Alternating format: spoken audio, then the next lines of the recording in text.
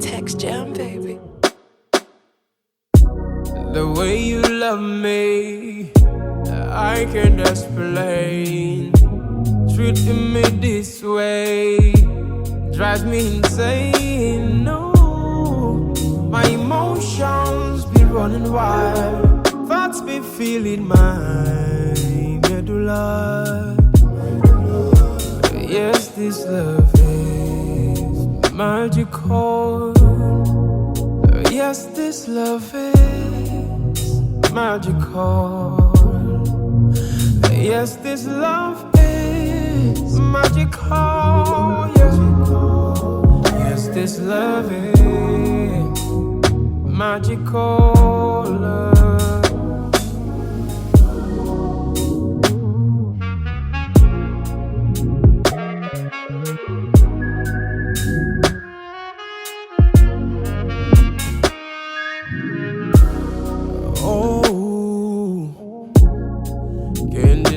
The truth, intoxicated by you.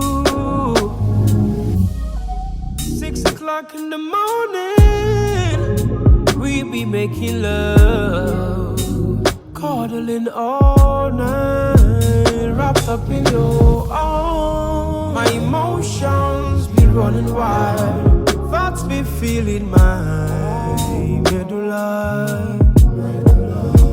Yes, this love is magical. Yes, this love is magical. Yes, this love is magical. Yes, this love is magical.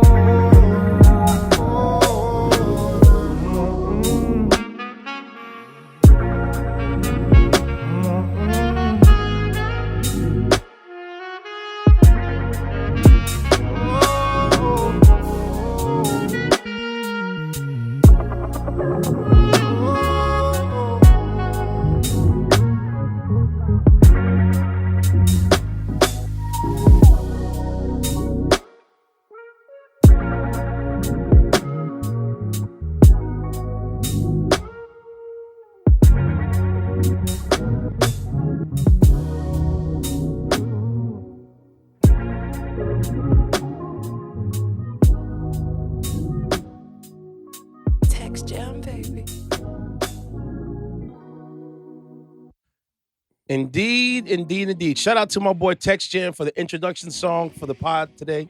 I am Walt, threw the alley-oop up there, and I caught it and slammed it in. And I've been getting very warm receptives for this song from him, by the way. So we're gonna see more work from him. Moving on. To the left of me, I am Walt. What's up, my dude? I'm good. I pretty much slept the majority of the day.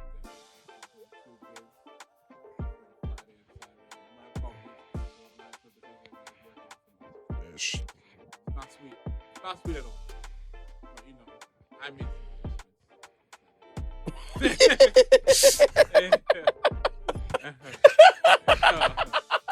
Good job, man.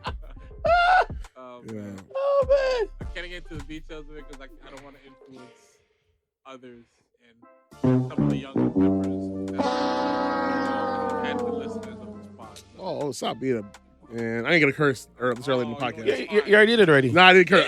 No, I didn't curse. I didn't curse yet. Did you realize in the past 3 episodes, only 2 curse words came out? Wait, for me?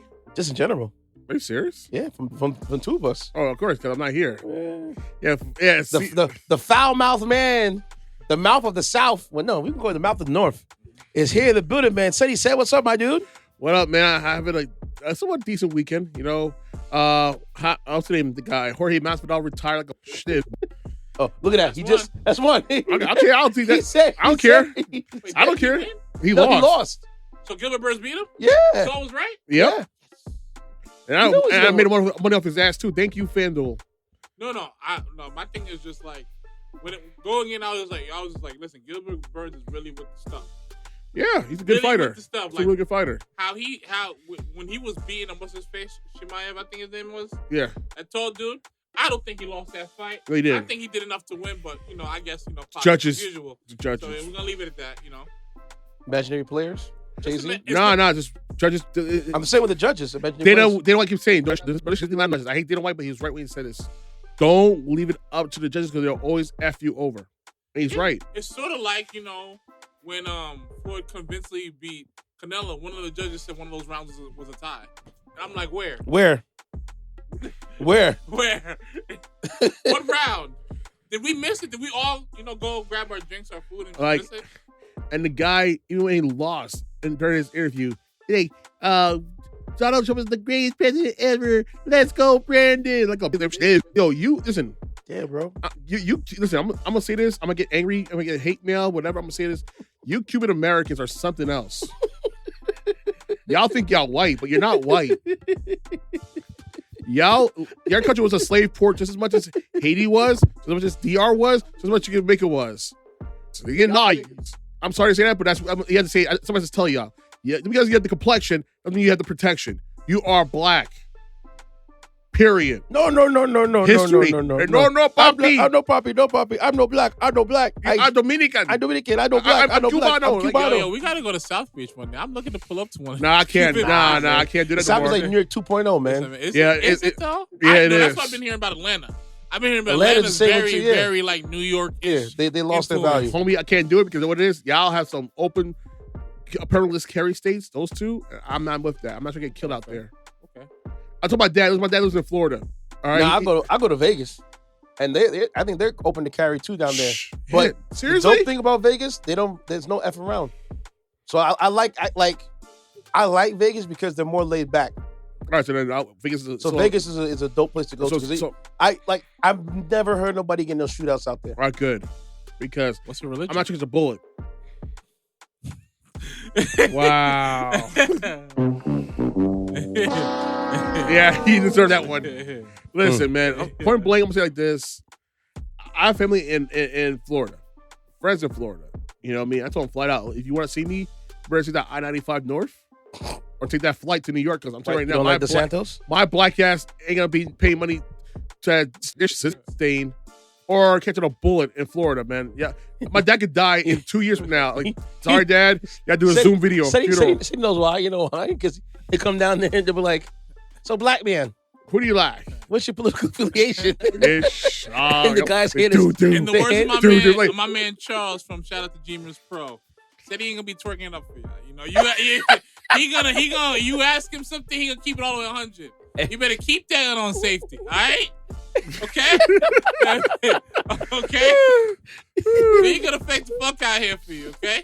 I'm gonna tell some of you backwards. I'm not gonna even say. Let me stop. Yeah, we said it. I said it for you.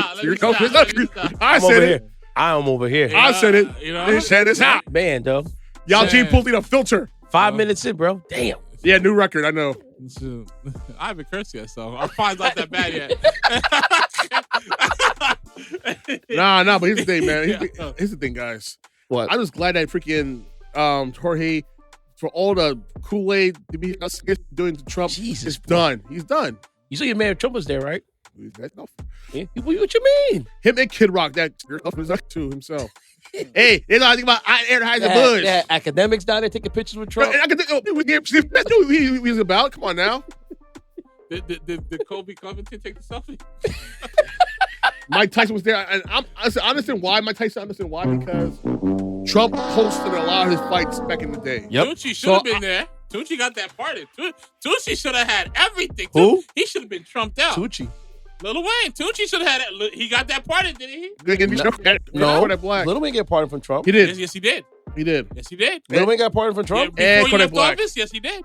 I know Kodak Black, yes. And Lil Wayne as well. No. Yes, he did. Yes, he did. I gotta look it up. He did. I know the lady from Rockefeller got one. Yep. Yeah. No, Rock Nation. Yeah, the lady that, Son Campbell keeps talking about. We can't talk about her. We can't talk about her. Oh, man. Yeah. Listen, man. I'm trying to get to the Revelation Brothers. I ain't gonna say a word. I ain't saying I nothing, ain't say a man. word.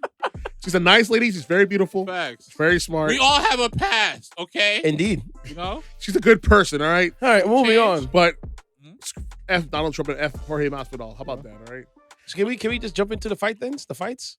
So shout out to Izzy. Very proud of you, my guy. yes. You know what? I was wrong in prediction because I thought, It wasn't that off. It wasn't that off. No. He'd beaten him 3 times before. Yes, he Yeah. did. It wasn't that off. He beat him in kickboxing. It was twice in and kickboxing. submission, 20 kickboxing and one in UFC. Yeah.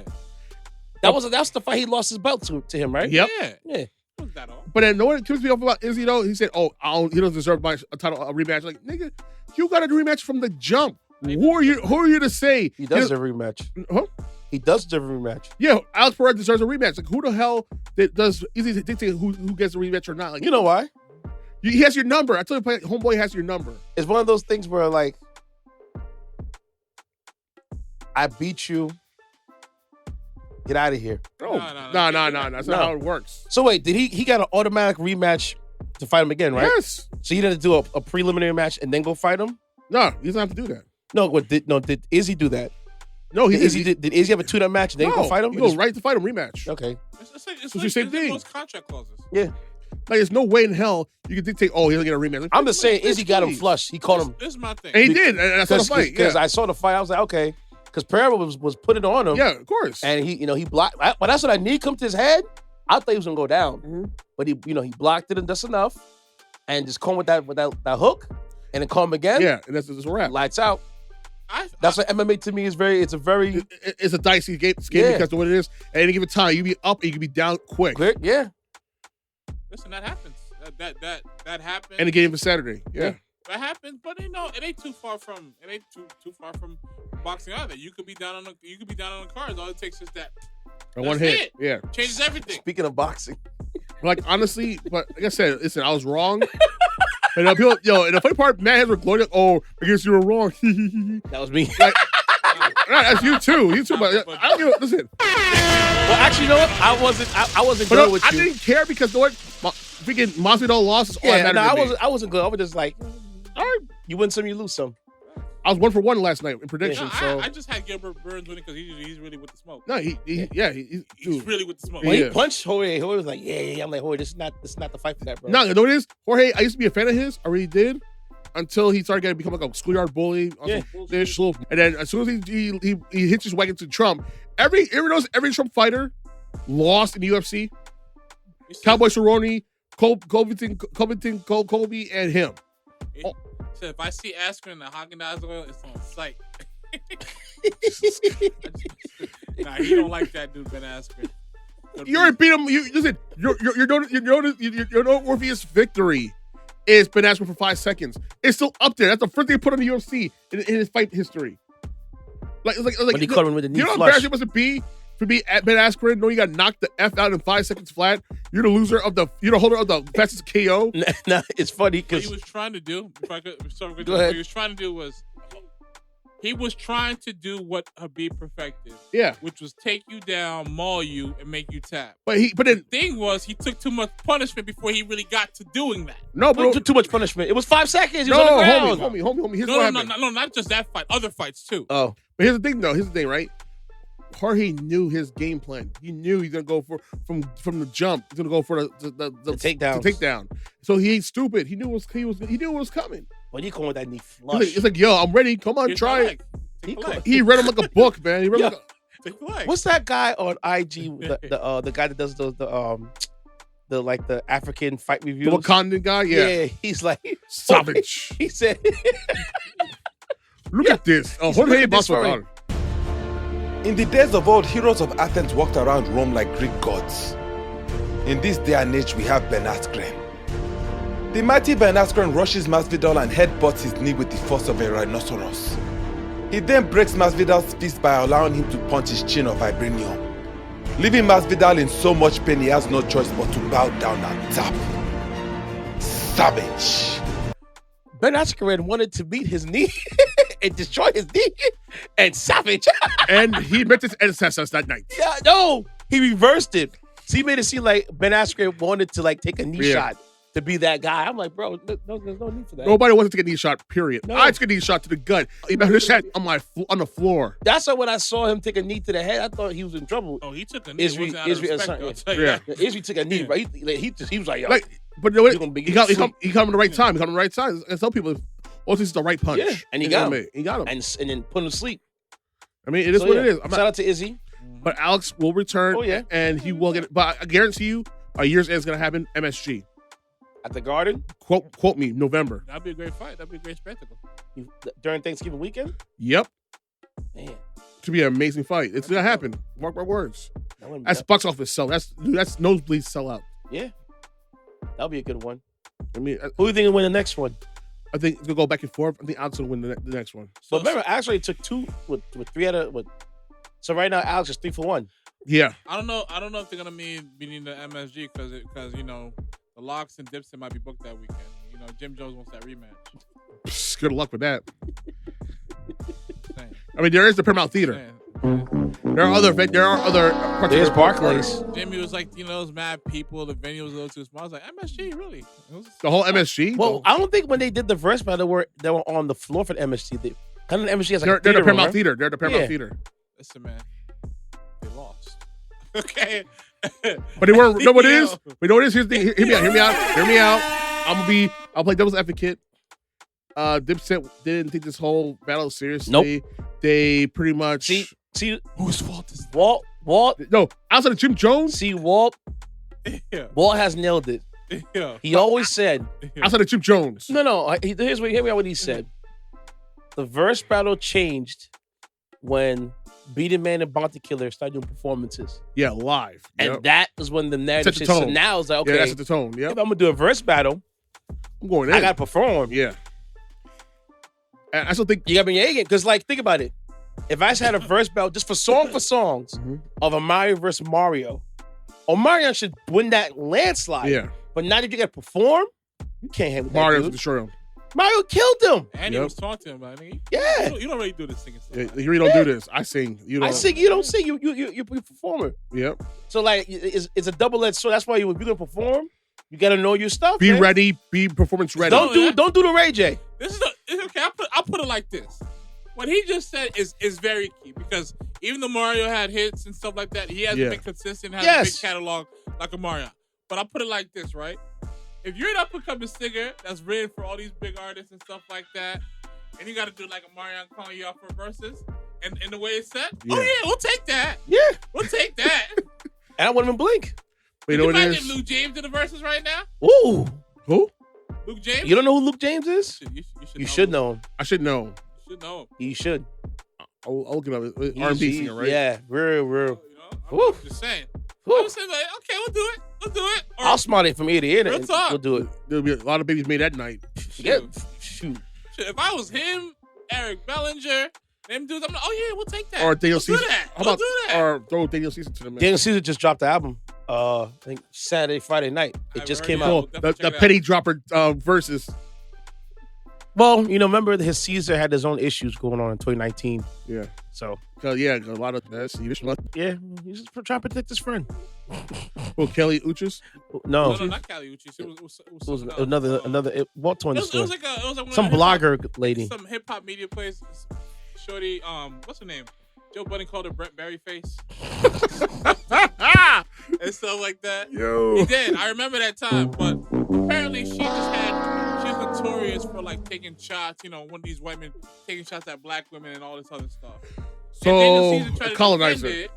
He tried to defend it, and his opinions wasn't well received. Yeah. And he had an album coming out And he got around that time period tanked. called Case Study. Fire album, by the way.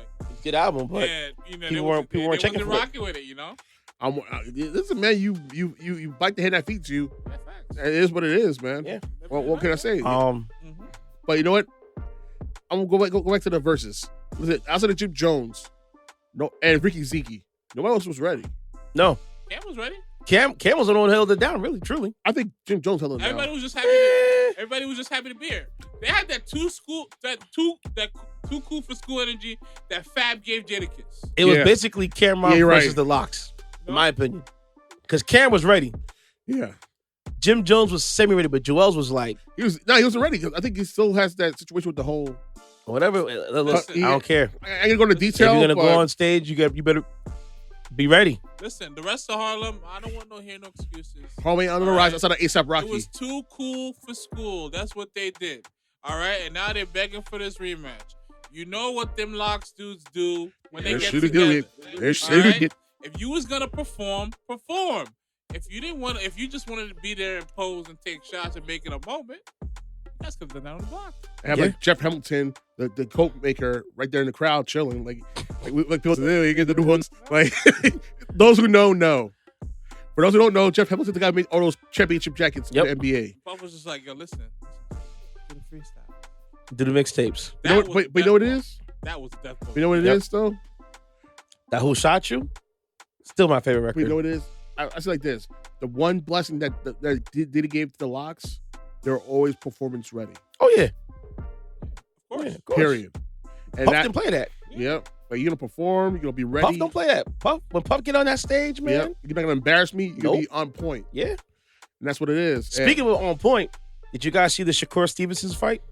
No, I went to the UFC fight. Sorry, man. Because that was it was kind of simulcasting together. The Prudential Center, right? Yeah. Yo, I don't mean to be disrespectful. Go ahead. But Shakur Stevens put that work in that fight, bro. That's what's up. I heard he. I saw a clip where one of the dudes who was a big boxer fan that's on YouTube said he looks scary. No, he's getting better. That's what's up. Yo, he put that dude to the ringer. He knocked him out twice by the sixth round and the 6th round stoppage. It was so bad.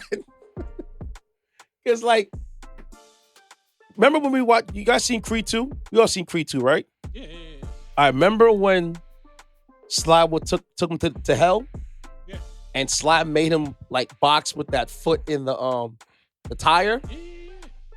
I feel like the Asian dude tried to do that with him, and Shakur was like, okay, we'll play this game too. I'll get in close, and he just worked him. It's like they're in a phone booth right now, and they're trading blows, but he's not landing. This thing they said he was throwing like he throws on the average the Asian dude. Mind he's undefeated too now. 70 punches per round. In this fight, he only landed like 14%. Wow. Meanwhile, Shakur's over there throwing like 50 and getting like 40 punches landed. Ooh, whoa, wow. I'm like, dude, it's not Rocky. You're not gonna just go in there and just think you're gonna wear somebody out by making them out punch you. And you just listen. If that's your goal, your endurance would be on a different level. Yeah, because I'm like, I'm watching the film like, dude, you think this is Rocky? That you're gonna go out there and just brawl with this dude and think you're gonna continue brawling and because he got hit with a jab, like a straight punch, and he dropped him. Then he got hit with an uppercut and dropped him again in the 5th round. And each time he dropped him, it was like a drop where like he just like made his head spin. A drop like he got hit and just fell down. Took his time, got up. Second time he did the same thing. And the ref, when he stopped him in the 6th round because Shakur threw a jab and made him stumble. You know what I compare it to? Those are the worst type of fights to be in. I sort of compare it to, like, you know, high school and collegiate wrestling. There's pinning and there's teching. I think teching is like when you win like 14 yeah, points. yeah. Which is more impressive to me? Teching. Yeah. That means that dude could do whatever he wants against you and you got no answer for yeah. it. Those are the worst fights to be in. So, Yo. and the mind of the Asian dude, he's from Japan. I think it's Shinsho Mori. He's like 16-0 and ranked 4th in the world. Like, if he's ranked 4th in the world as a title contender, who's ranked like? Who did you beat like that? Well, here's the thing. I remember they asked Floyd this, was it a surprise when Usyk beat Anthony Joshua? He was just like, no, it's not a surprise because Anthony Joshua we see. These fighters we didn't see. Yeah. And stuff like that. Sometimes these fighters may be elite, but they don't have that platform where they're seeing by like the masses on a commercial like of course, man, because level. They're not box office and stuff like that. Yeah. So right. that's what it comes down to. Some of them really are about that action, even though and they were telling the stats like this is the first time. That's right. The second time he's been knocked down in a fight. Wow. So I'm like, this guy's been doing this thing Because think about it, you've been boxing for 16 fights and you're 16-0. Wow. And you come against Shakur Stevenson, he put it on you. I'm like, man. Some of these dudes have a lot of amateur fights under their belt. Like what's yeah. his name? Lomachenko had a lot of fights under his belt. A lot before he went pro. All right, y'all. Let's take our first break. This is Cruch Calhoun. Shout out to my man MixedByKamillion for the beats in the background. We'll be right back for more on the Record Podcast. And also, go stream his project. Crap. I think my thing might have been off. No, it was on. My mic? It's been on. Okay. Just want to make sure. We were back more with on the 2 thumb, 3 fingers in the C sign. I rep that 3-9. 30s in your hood, I hope we tapped in. 39th Street. If Intence in your spot, you know he tapped in. Dirk gang. If the 30s in my hood since way back when. Cuddy told his brother don't get wrapped in. Caught him same night on his bike, made him backspin. If you Harlem, then we locked in. Cause they never got caught. Swear that top 10. Count pocket, well put something in the pot then. Get the acting wacky, you catch something not this Glock then. Acting like they out here, but they ain't never squeezed nothing. Loose got that broomstick, please don't make them sweep something. Long nose, you don't wanna hear that sneeze from it. Barcelona out in Dago, keep them peas coming. Know them gon' get a thing from it. Except a screenshot, the Uber outside. Corona, gotta watch how you maneuver outside. No Coronas, but my homie brought the cool outside. Like we about to have a cookout, in case we gotta book out. Keep it following when them cuz be on the lookout. Even on the highway now, getting took out. Fishing for a problem, hope you spinning with your hook out. 39. Close to my hood, hope you tap in. We don't know you around here before you land, better tap in. Pull up in my hood, hope you tap in. The OG just came home, trying to tell him this ain't back then. Hanging out the window, throwing signs, still the other side before you slide, better tap in. Pull up to my hood, hope you tap in. You ain't from around here, before you land, better tap in. Pull up to my hood, I hope you tapped in. I had a Glock 9, then all I wanted was a Mac 10. It's hard to play the hood, cause when they see us, they harassing. I just wanted to get a Lexus, eating breakfast with my rats. Give a fuck about the government, cause all they do is tax it. Tried to run them shots, hit him and he backflip. As soon as we get it, we try to flip it like gymnastics. Might pull up in the coupe, just me and Stoop with an action. She saw me on the TV, found out that I was acting up like the old precinct. Middle fingers to the caption. They see the whole team is up. Calhoun, my brothers, stick on me, I don't need a crunch. Touched a lot of paper, to be honest, I ain't seen enough. No license, cops pull me over, my weekend up. Really earned my stripes, I'ma eat it up. 220 on the dash, hit the gas, speed it up. Every time them took a loss, thought that we was up.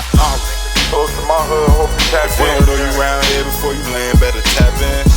Pull up in my hood, hope you tap in. The OG just came home, trying to tell him this ain't back then. Hanging out the window, throwing signs, still the other side before you slide, better tap in. Pull up to my hood, hope you tap in. You ain't from around here before you land, better tap in. Pull up to my hood, I hope you tap in. Shoot a block trip, you know it's Mac. Cop 50 grams, made it backflip, backwind. Lost boys had us dancing, lights, camera action. I ain't got it for those who's asking, no I'm packing. Trade O to my casket, or to my ashes. If you smart, you better run, I keep a gun. Listen up when the real speaking done. I'm with Taj out of Roselle, got in the hotel. I only eat if it look good and don't smell. My catch felonies and won't tell. I'm from Cop Killer Queen, still trying to get back for Sean Bell. Close to my hood, hope you tap in. We don't know you around here before you land, better tap in. Pull up in my hood, hope you tap in. The OG just came home, trying to tell him this ain't back then. Hanging out the window, throwing signs, still the other side before you slide, better tap in. Pull up to my hood, hope you tap in. You ain't from around here before you land, better tap in. Yes, indeed. We're back. Cruch Calhoun's album is called Sold Out. Make sure you guys go get that, man. This dude, man. I seen the maturity, bro. You are well on your way. Trust and believe. All right. You know how we do this here, man. It's time to cover what's going on in the news, man. So, Ceddy said, man. You on deck, brother. All right, so I know people are thinking I'm going to cover Trump's situation, get arrested and whatnot. That whole freaking circus. Man, I'm not, because more for me, things. With that situation right there, with Trump and him getting arrested. It's all show. It's not all show, but you better make sure, Mr. Prosecutor Man, that you get everything, get all your ducks in a row. Dot your T's across your T's and dot your I's. Because we don't need nobody coming out here, it's a joke. You come for the king, you best not miss, man. Exactly. Go ahead, said. But people think I'm going to cover that how Marjorie Taylor Greene got pretty much booed out of New York City in less than 5 minutes time. Again. As she deserved. She got that. Listen, I call New York State state. Because New York and New Jersey. If we don't please do well, Connecticut. best believe we'll be very vocal about and it. Boston. Yeah. Yeah. Bah. The FU trifectas. The northeast corridor. We don't bring that in. Don't bring that in Philly. Don't bring that in Jersey neither. We don't want it. She thought she should come outside and do what she wanted to do. All sweet, so all nice. No. Because you saw how I think it's one of the Proud Boys. Yeah. He got foots put in too by the transgender community. Yep, and as he deserved. That's one thing, Shout out to Gilbert. Is it Godfrey? The comedian Godfrey? Yeah, Godfrey. Yeah, the black guy, right? Yeah, Godfrey's hilarious. Love that guy. I love that dude. Yeah. He's like, listen, one thing I love about New York, you are 6 inches away from getting your ass beat. Pretty much. You bringing your racist nonsense to us. Because for you are 6 inches away. Because someone gonna put some hands on you. Exactly. Because you don't have to be a black. You don't see a person in the vicinity. You use the N-word. Someone's gonna whoop your ass. Yeah. Period. I love it, and I love that energy. That's why I can't leave New York, because we're one of the few states in this country in which you come out at this shit here. We're putting foot to ass. Listen, I always tell you, whenever you see these type of people or individuals, they're always barking and feeling invincible in these open spaces where there's really nobody but probably the townies or racists in that vicinity where it's open. Yeah. Now you put them in this type of environment and stuff like that, where they gotta act accordingly. All they gotta do is go revert back to themselves, and like the only saving grace they look at that work. The only saving grace they had was the NYPD. Oh yeah, it wasn't for the NYPD. They not been there. I guarantee you, Marjorie Taylor Greene, she would have lost some shoes, her teeth, some clothing, some hair.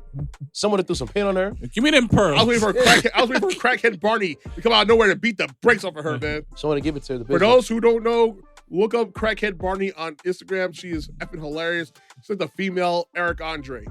Oh man, I'm gonna leave it at that. All right, but moving on. And screw George Santos with his college and lip having cocksucking ass. I said it. She probably got one. You see his lips? Dude, that's DSLs, man. I don't mean internet. All right? Now? Yes. Have you seen George Santos using that taxpayer's money to get college injected? Again, really? Really? He's a pretty. Let me stop. Hey, you! Put this on your lips right here, man. I guess getting ready for his personal meeting with Donald Trump. Getting those DSLs ready. Rub this cooler on your lips, man. Smush them together too. I like that. Hold my pocket. I didn't know you fairies that give the smash zip. Oh, awesome. My God. Anyways, go ahead. Moving on. Sorry. Now, if you pocket holding with freedom, that's crazy. That's crazy. That's crazy. Yo. I can't believe it. He outdid me. That's he crazy. slid it in there. He outdid me now. I corrupt this man good. Come to the dark side. We have cookies. That's crazy. And you free? Yo. Not good work. That's crazy. That's not a good go. work. All right, moving on. All right, what happened was, unfortunately, Man. Not even the real story. got away with that. Yo. Oh man! The real story played out in Tennessee. As you already know, what happened in Tennessee a few weeks back. Yeah, with the shooter. There was a shooter at a private school that killed 3 kids and killed 3 adults and killed that person I'm not going to name because I refuse to acknowledge people like that who commit mass shootings. That's just who I am. But I noticed it's kind of odd that this is the only time that conservatives will actually correctly gender a person who is trans. It's kind of odd to me. Like you couldn't force it out of your own self to correctly pronounce their gender when they're at all. But when the shooting happens, now you wouldn't correctly do it. Huh? You know why? But I digress. You know why? Oh, well, definitely know why. They're trying to pump up that trans bill, bro. Don't worry. They're trying to make that transphobia even harder in this country. You know what it is. Like in the Bible Belt, of course, this is what it is. But right now, a week removed, we have people who are in the House of Representatives in Tennessee. So basically the state legislator. Pretty much. Who are fighting to change the gun policies in the state. Because here's the thing. For those who don't know, Tennessee is a permitless open carry state, which means you don't need no background check. You don't need there's no red flag laws, no nothing. You can go to a Walmart, Bass Fishing Pro Shop, Dick's Sporting Goods, able to sell guns and get a gun outright. Which means that he can buy a gun faster than he can buy his pair of Jordans on his feet. You can buy a gun faster than buying a case of beer, a keg of beer. Rent out a keg of beer. With bullets. Meaning, like, if I step to a local store and I take that last piece of Slim Jim, you're within your right to stand your ground, and keep the gun on safety. It takes longer for you to get your certification in being a barber, a beautician, a nail tech, all these things. But for you to get a gun, no 90 training, seconds. no nothing, boom, 3 minutes, done. Mm-hmm. And that's not only going to be in Tennessee, but in Texas and now Florida. As this summer, July. It'll be a matter of time before you see a gun on Disneyland. It's going to happen. I hope not. Unfortunately, it's going to happen. And this is why I keep telling it's only a matter of time because this is not your DeSantis has, DeSantis has with Disney. It's not going to go out the way he thinks it's going to go out because not only is this going to leave, go to California, it'll cost Florida billions of dollars. Oh, well. It's going to happen. Watch. If he stays in power, watch what happens. Dang, he's gonna want to open carry after he messed that up. I'll tell you that. Remember that Disney revenue covering the taxes for them. Billions. All them employees who bank on that, who have their livelihoods invested in that. I'm sure they get relocated most likely. They go to California. Yeah. If they could afford to live there, California, go to Texas, go someplace hot. Remember, the rent. I would guess the rent is regulated by Disney itself because that's their own property and stuff. So I don't think it'd be super crazy expensive. Okay. So I think you'll be able to move out to Florida. I think if you're a worker, hopefully they got a good discount on that. If they're they're gonna let you relocate. Go ahead. Mm-hmm. But pretty much back to Tennessee. 3 politicians, 2 of them black, by the names of Representative Justin Jones and Justin Pearson. And don't forget the white lady. I'll find her name. What's her name? Freak. I'm sorry, I'm not trying to be disrespectful to her because she actually is, was fighting a good fight. Yeah, she was. I commend her for that. It's like in a state full of racist mofos, the birthplace of the KKK, the outcome of what played out is not surprising. It's just super illegal. But I'll break down the whole story for you. We get this lady real quick. The lady's name was... I feel like some of these radical Gloria behaviors... Gloria Johnson. Some of these radical behaviors, I just feel... When you hear her name, you think she's black, but she's white. Miss Gloria is white. White. Like hear the name, Gloria Johnson. You think it's a black woman. No, it's a white lady. Like tartar sauce. And I love what she said during the interview because she said how, 2 out of my 3 of us were expelled, but I'm still standing. And you know why? She said out her mouth herself. Yeah, on TV. On TV. And the problem is the mainstream media ain't covering this at all, which is it's not surprising at all. It's not. The biggest story for them was the Trump circus. Get the ratings. The real story is our democracy eroding right in front of us. Yep. That's the bigger story. Over a stupid... I'm sorry, go ahead. Over guns. No, but the rule they thought that they broached, which was retarded, but go ahead. But speak on it. You have the floor. It was called... So basically, they called it the decorum rule. That means that they didn't act accordingly to the decorum of the Tennessee legislature. And then the man went back there and said, okay, so if you're talking about morale, ethics, you had one member. Oh, I got 2 lists right here. Go ahead. You want to see my family? I got your list right here. So one member basically was accused of molestation. Another member of the House was accused of fraud. A couple of under criminal investigation. Yes. A couple of federal investigation. Another one was accused of pissing on someone's seat in the House. Someone accused of sexual misconduct. Under criminal indictment. And then they had others with other miscellaneous DWIs, DUIs, stuff like that. Liking almost new photos of a 20-year-old. Yeah. You've been talking to since they were 17 years old. So you have 5 separate incidents with people with very poor lack of judgment on certain things. Meanwhile, these 3 people stood outside with the protesters about gun control and were deemed that they broke the decorum law. And then the guy, the main speaker of the House, says on camera, we can't do nothing about it. Why did you, if you have the power to deem it away, why would you continue with it? Well, that's what they wanted. We get Speaker of the House. So basically, you Kevin McCarthy, your house. Like, here's the thing, right? Tell you, they don't want to solve these issues, bro. Nah, because that's no, what it is. Here's the thing. I'm gonna say this real quick, as fast as I can. Some of those guys are probably in the pockets of the NRA and gun manufacturers. Some? Well, majority of the House. Majority? Come on, Ced. You're better than that. All right, a lot of these Republicans. Thank you. And some of these liberal on the left are in the pockets of the NRA and gun manufacturers. Let's see if we 100. To get ousted was 2/3. There was Both black mans had 70 plus votes to rule them out. Yep. Meanwhile, the white lady only had, I think she had like 50. She had one saving vote that kept her in the House. She had under 60. 76 over 25. Only both of the things. 76 over 25. Yeah. And here's the thing, guys. Like, these guys fought for their constituents. They're both from one from Nashville, and one from Knoxville, Tennessee. Knoxville, Nashville, Memphis. No, one's from Memphis. One's from Nashville. Yeah. And the other one's from Knoxville. Yeah, that's the girl. The woman, yes. And they were fighting for their constituents because, listen, not only this shooting massacre occurred, we also had the Waffle House massacre.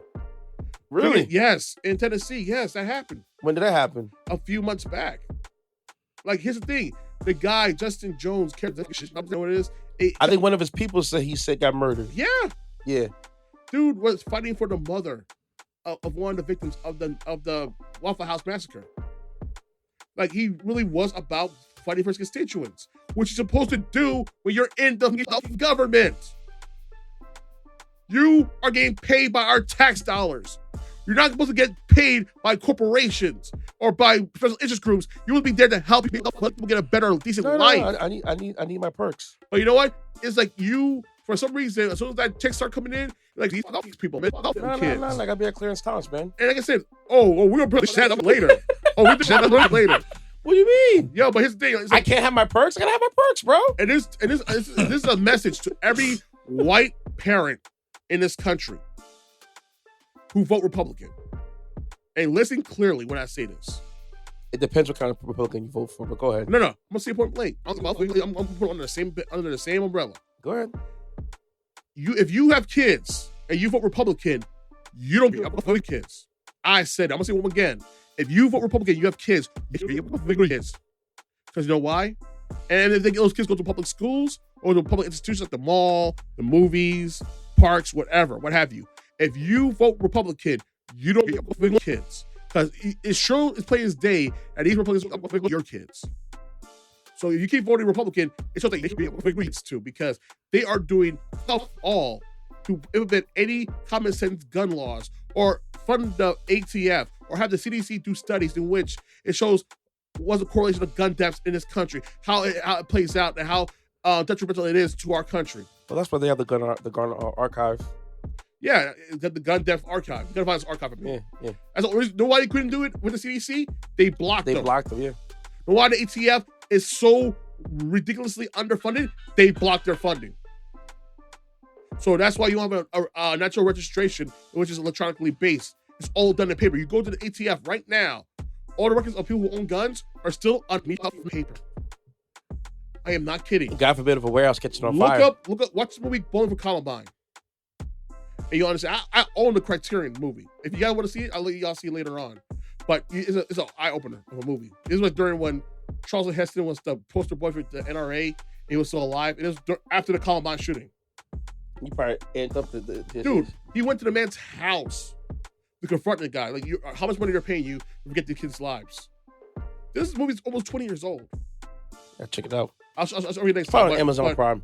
No, it's a Criterion movie. I guess the Criterion channel for that one. Oh. I have the Blu-ray, so I'll do it next time. But here's what happened, right? Hear me out. These guys were fighting for these kids' lives. So not only for the kids in their constituency, but everybody's kid in that same not office area, the hall, House of Representatives. Okay. And what they did, they instead of censoring them, like they do like Marjorie Taylor Greene, they decided to outright expulse them. Oh, good. Expulsion. They expelled both Justin Jones and Justin Pearson. Yeah. Before kids' lives. Of course. For being with the kids, the kids were protesting legally, I may said. Yeah. Legally protesting in that hall. Yeah. And guess what their protest was compared to? The January 6th insurrection. They consider them as insurrectionists. Last time I checked, this was a legally peaceful protest. No cops were killed or injured during this protest. Nobody ish on the house floor or peed on the house floor during this protest. Nobody destroyed, did over $30 million worth of property damage during that protest. So, but we use snowflakes. You just don't want to hear it because you're making too much money hand over fist. You give a seat up for these kids. No, I'm not making too much money. No, you are because not enough money actually. And people who are making millions. Marco Not Rubio, enough people dying. Marshall Blackburn. You know what? It's a death. Millions. Thing. I need billions. We talking millions. No, there'll be millions. I want billions. I don't need millions. I'm aspirational. and the thing coming to most is this, right? You know why? Listen, you know why? Those kids or those people, politicians, they're not going to the public schools. They're going to private schools where security up the ass. Security tighter than Fort Knox. If I fart wrong, I'm going to be detained. Shot. Yeah, exactly. You get shot in those grounds. Like, why are you here? Like, you have to put it right to your face. I'm the DJ. Oh, really? You're on the list? You on the list? Let me see your ID. It's right here. Where you live? You know, search like you trying to. At what time were you born? Did you label all your wires and cables like you're supposed to? Or you didn't? Oh, detained. And the part that blew me the most is this. It's like they are blaming the Democrats for all that's happening right now in the gun violence and all that stuff. Of course. Which is their go-to move. Meanwhile, they're the ones who not only repealed the assault weapon ban, but it blocked any and all policies that could be used to prevent all these mass shootings. Didn't Clinton put the assault weapon ban in? Yeah, 94, yeah. And then I think Bush took it out, right? Yep. Yeah. So they got into 2000, gone. It's population right control. Right 9/11, and yeah. Yep. And it's just disgusting, man. Like, it shows you how little you give about your kids. And I keep telling people, you vote Republican, it's about them and them only. No, not about them. My pockets. About their money. My pockets. Man. Like, the check got to clear, bro. Here comes the money. And here's the thing: the states with those laws in place, the open permitless law carry states, have the highest death rates for guns. Meanwhile, those states who don't have those policies have the lowest, i.e., New York, California, and Illinois, aka the hellhole states, according to the Republican news media. You know, it wasn't for these states, y'all wouldn't be functioning. So expensive to live here. Well done, dummy. We care about actual things. Yes. Yo. I love when people say, "Oh, I'm gonna move to Texas. It's cheaper to live." Yeah, but look at during the winter time. Look at your wages. And hopefully you have electricity during a snowstorm. That's on the national grid. Yeah. As long as you got that quick draw, you'll be all right. I'm what, man? I mean, like, and now it gets worse because right now they're saying, block them from being able to retake their spots. They were trying to. 2025. I heard. It's unconstitutional. It's outright illegal. They're trying to. So, but knowing, see that when you do something like that, you put the spotlight on your state. So it's like, all right. So all right, you only want that spotlight? Okay, no problem. Because know what it is? Here's the thing. People don't realize this. You made these guys' platform that much bigger and stronger, and every young kid in that state and across the country are paying attention. So how little you give about them, and they don't vote against you. You lost Generation Z. Speaking of which, outright. Did you see Kamala Harris's speech? About what? About the situation in Tennessee? What she said? Very fiery. What? But you get check it on YouTube. I'm gonna watch it. But it's like it's so full of him. And I understand how you so vote Republican. Is your wallet that more important than the kid's life? Is your gun that more important than the kid's life? Don't mess up my funding. Well, I could say is just a lot of these old folks gonna die off, and that's what it is. You know what it is? And that's the key thing. And then we'll just revamp the whole thing. We'll just start at zero. You gotta watch out for the new breed, you man. know? Because there's a bunch of Nick Fuentes running around outside. Oh yeah. Don't worry, they'll get picked off too. And Charlie Kirks, and Ben Shapiro's, and Kenneth Owens, who will carry that torch. They're the new wave. Yep, and we gotta stop them right now. The new media, they call them. Yep, that pretty youth. We gotta stop him. Because Speaking of which, she said something recently. I was like, do you hear yourself talk, Candace Owens? don't think she's getting paid for a dusty ass wig. You know, she's twerking it up, bro. Yo, man, she's a sellout. She's a conservative. Go ahead.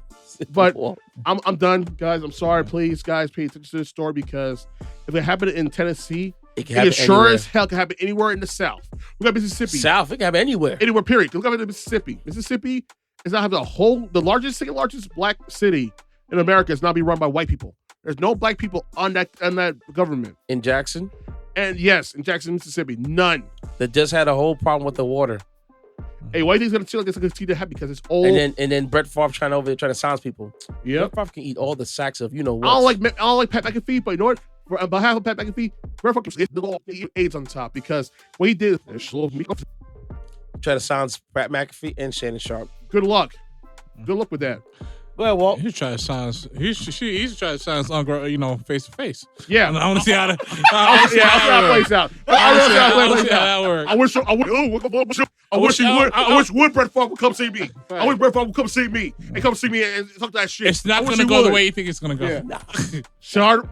Shay will knock him down. All right, go.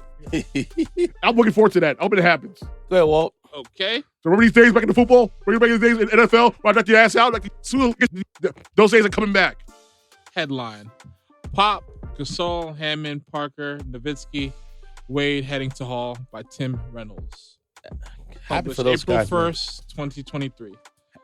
Tony. Wait, hold on. Greg, Pop didn't retire yet. Don't matter. That's what's up. Go ahead. I think wasn't Phil still active when he was inducted to the Hall of Fame? I don't know. I think he was. Look it up. I think so. We'll get a chance to. Tony Parker and Pau Gasol played for him. Becky Hammon coached alongside of him. Dirk Nowitzki and Shout out to D-Wade Becky Hammon, one of the GOATs. waged battles female against basketball. him. He is Gregg Popovich, and he finally in that generation. is a Hall of Famer. It's funny you say about Gregg Popovich, and one I've had a discussion. Mm-hmm. Pop may not have many rings as Phil Jackson, but I consider Pop better than Phil. Yep. And I co-sign that. Here's the things right. Here's co-sign that. I'm gonna go from least to best, least to worst. Pop longevity wise. For that many years you had Tim Duncan and before you had Tim Duncan, superb. Mm-hmm. And he did the Twin Towers with him and David Robinson, right? Yeah. Mm-hmm. Pop didn't have a Michael Jordan or Kobe Bryant. Nope. No. But still managed to do what he did. Yep. And 3, and the final one that's my number 1 for me, if you check out Pop's coaching tree compared to Phil's, night and day. Yep. Did you realize that in last year's finals, the Final 4 team were all people coached under Pop? Yeah. You have, no, wasn't that last year? It was 2 years ago. Yeah, Budenholzer. Budenholzer's one. Yeah. Monty. Monty's another one. Mm-hmm. Ime Udoka's another one. Mm-hmm. Yep. And Doc. Yep. And the Grizzlies head coach. That's Jack 5. Jack Vaughn's not the coach. And of Jack Vaughn's 6. Yep. So if you look at his coaching tree wise, Mm-hmm. and Steve Kerr. Yeah. Yeah. So if you look at that coaching tree, bro, Yo. for under one guy, Yep. compared to Phil Jackson's, Exactly. who Phil Jackson had? Derek Fisher. Then he had what's the guy's name? That goof that's always trying to meddle with the Lakers. Shit. You know, Kurt Rambis. Kurt Rambis, that silly goof. duck. That goof. You know? Goofball. Yeah. Then remember when Phil tried to become the Knicks, GM? Mm-hmm. How'd that go? I don't want to speak on it. We gonna talk about it. He's trying to coach from the front office. He made out with $60 million like a bandit. Yep. And the funny thing most, he's a former Knick. And it's fun. It even makes you even more laughable. More pissed off. Because he told James he didn't want to do it. I'm like, if you didn't want to do it, why the hell you take it for? And James told him, the money. I get it. But that's your He legacy. said, if you want to give me $12 million per year for the next 5 years, I'll take it. You ruin your own legacy, you ruin your legacy as a Knick as well. Yeah. My thing with Phil is I give him credit for managing egos. He manages egos great. And having his system along with Tex Winter with the triangle and stuff like that. His whole situation with the Knicks with the show. But what I feel... Carmelo Anthony? Oh my God. And it's people LeBron James too. Your posse. Yeah, you know what's weird about that comment is he out of all the coaches, he never seemed like he fit the mold with them. So he seemed a bit more progressive. So when you say something like that, It makes you with a raise eyebrow. Yeah, it raises eyebrows. Like what are you talking about? These Did guys. he also write out something bad about Kobe? Yeah, he called him uncoachable. Yeah, he called him uncoachable in his book. Yeah, man. Yeah, a lot of wild stuff. You know, he said a lot of wild things and stuff like that. Continue with your story. Sorry, but I also feel like Pop also adjusted to different styles of plays and errors and stuff like that. Like, you know, when you look at the players that Phil coached a lot of talented players. Yep. Yeah. Very talented players. You know, Shaq being one of them. Yeah. Kobe. Shaq, Kobe. You know, MJ, Scotty. Who else? Paul Gasol. Elite players, man. PJ Cartwright. Yeah, man. Horace Grant. Yeah, a lot of talent. PJ Armstrong. And don't forget the Dennis Rodman. The backcourt of death with Hopper, Scotty, and MJ. Yeah. Good luck trying to get through that. Filthy backcourt. That length, the defense, different. Yeah. Okay, so the Naismith Memorial Basketball Hall of Fame made it officially Saturday with 3 NBA's all-time international greats, Nowitzki, Parker, Gasol, joining Wade, Hammon, and Popovich as the headliners of the 2023 Is class. Is Pop coaching right now? Or yes, no? he is. Mm-hmm. That will be enshrined on August 11th and 12th at ceremonies in Connecticut and Massachusetts. Nice. This is basketball heaven, Wade said on the ESPN telecast of the announcement in Houston. Also gave the Hall's call is the 1976 U.S. Olympic women's basketball team, former Purdue coach Gene Keady, a 7-time Big Ten Coach of the Year, former Texas A&M women's coach Gary Blair, who took 2 teams to the Final Four, and also longtime coach at Division III Amherst and 2-time national champ David Hickson, and Gene Best, who won 1,300 games as junior college coach at Three Rivers Community College in Poplar Bluff, Missouri. See, this is what I like about the Basketball Hall of Fame. Mm-hmm. Yeah. It's not just the NBA. It's all levels. It's all levels. Yeah, So they'll do college. They'll do all levels. International. If you are a proven winner in basketball, you're in the Hall of Fame. They'll get you. Absolutely. Go ahead. Also, the late Jimmy Valvano, who as a coach who led NC State to the 1983 NCAA title. He's finally getting inducted? About damn time, was man. selected as a contributor, also taking into account his work as a broadcaster and outspoken advocate for cancer research Jimmy V. When and he the V passed away, Foundation. yo, Hurt. There's very few times that I cried over people who passed away from cancer. He's one of them. And Stuart Scott. I was going to say Stuart Scott. Yeah, Yeah. that hurt one was so yeah, because man. you saw him walk on that stage, Yep. and then a couple of days later, he passed away. Dude, I listen, I remember going to junior high school watching Sports Center because of him. Yep. I remember going to Booyah! sports. Yeah. I mean, and it didn't even want him at ESPN Sports Center. No. But he helped create what Sports Center is today. Absolutely. Absolutely. And like I said, I wouldn't get into sports wasn't for Stuart Scott stripping down. Stuart Scott and John Saunders, another one too. I feel like those people, like the Stuart Scotts, even the Anderson Coopers of the world, I feel like they keep their integrity of their respective mediums and stuff like even that. Even Jamel Hill and her friend, the guy who she worked with. Michael Smith? Yeah. Those guys. Well, Mike Smith is right now, he's on NBC. Yeah. And Jamel is doing the whole podcast, and she comes on as guest segments. The two girls show on her and Carrie. Yeah, Carrie. She has that show. She has the Unbothered show. And I think she comes on the Breakfast Club sometimes, every now and then. They're the guest hosts, yeah. Guest host, yeah. Jamel, she's a beast. She knows what she's doing, bro. I think she should be the permanent host. Oh, I wouldn't mind it. Either her, Lala, or Lunel. Nah, I don't know about Lunel. Or not Lunel. I was thinking about Figaro. Figaro. Yeah, Teslin. Teslin definitely would be one of those 4. Yeah. Also, don't forget your girl Angela Rye. Oh, she's dope too. Yeah, so. Oh, she's definitely dope. Oh, Kaepernick's girl, yeah. That's his girlfriend now? Yeah, I think it's his girl, isn't he? Angela Rye, no? No. Oh, Nessa. It's Nessa. Nessa's his girl. I can think Angela Rye is. No. They look alike, actually. I'm not bad. They both fine as hell. They both fine as cute as hell, but they don't look alike. They fine as hell. My bad. Go ahead, Walt. Hall of Fame Chairman Jerry Colangelo told the news to new members of the new members or their families about happy news earlier this week. What happened? Walt knows why. You ain't that guy, don't you? You ain't that guy, don't you? No, I don't. Not him. Most. One knows why. Oh man, I think I do. I just can't remember why exactly, but I think I do know why. Trust the process, man. Oh my. He's that guy. Oh man. Philly. Keep going. I cut deep into it. Philly, we gonna see this season. Most of them joined Colangelo and other Hall of Famers on Friday for a welcome dinner of sorts. Then on Saturday, took their first public bows as basketball royalty. This class not only represents all levels of basketball, it represents truly in every regard what the game is all about and where it is. Colangelo told the Associated Press. I mean, think about the candidates. There's the countries that are represented, Germany and Spain and France. It shows how far the game has come and where it is today.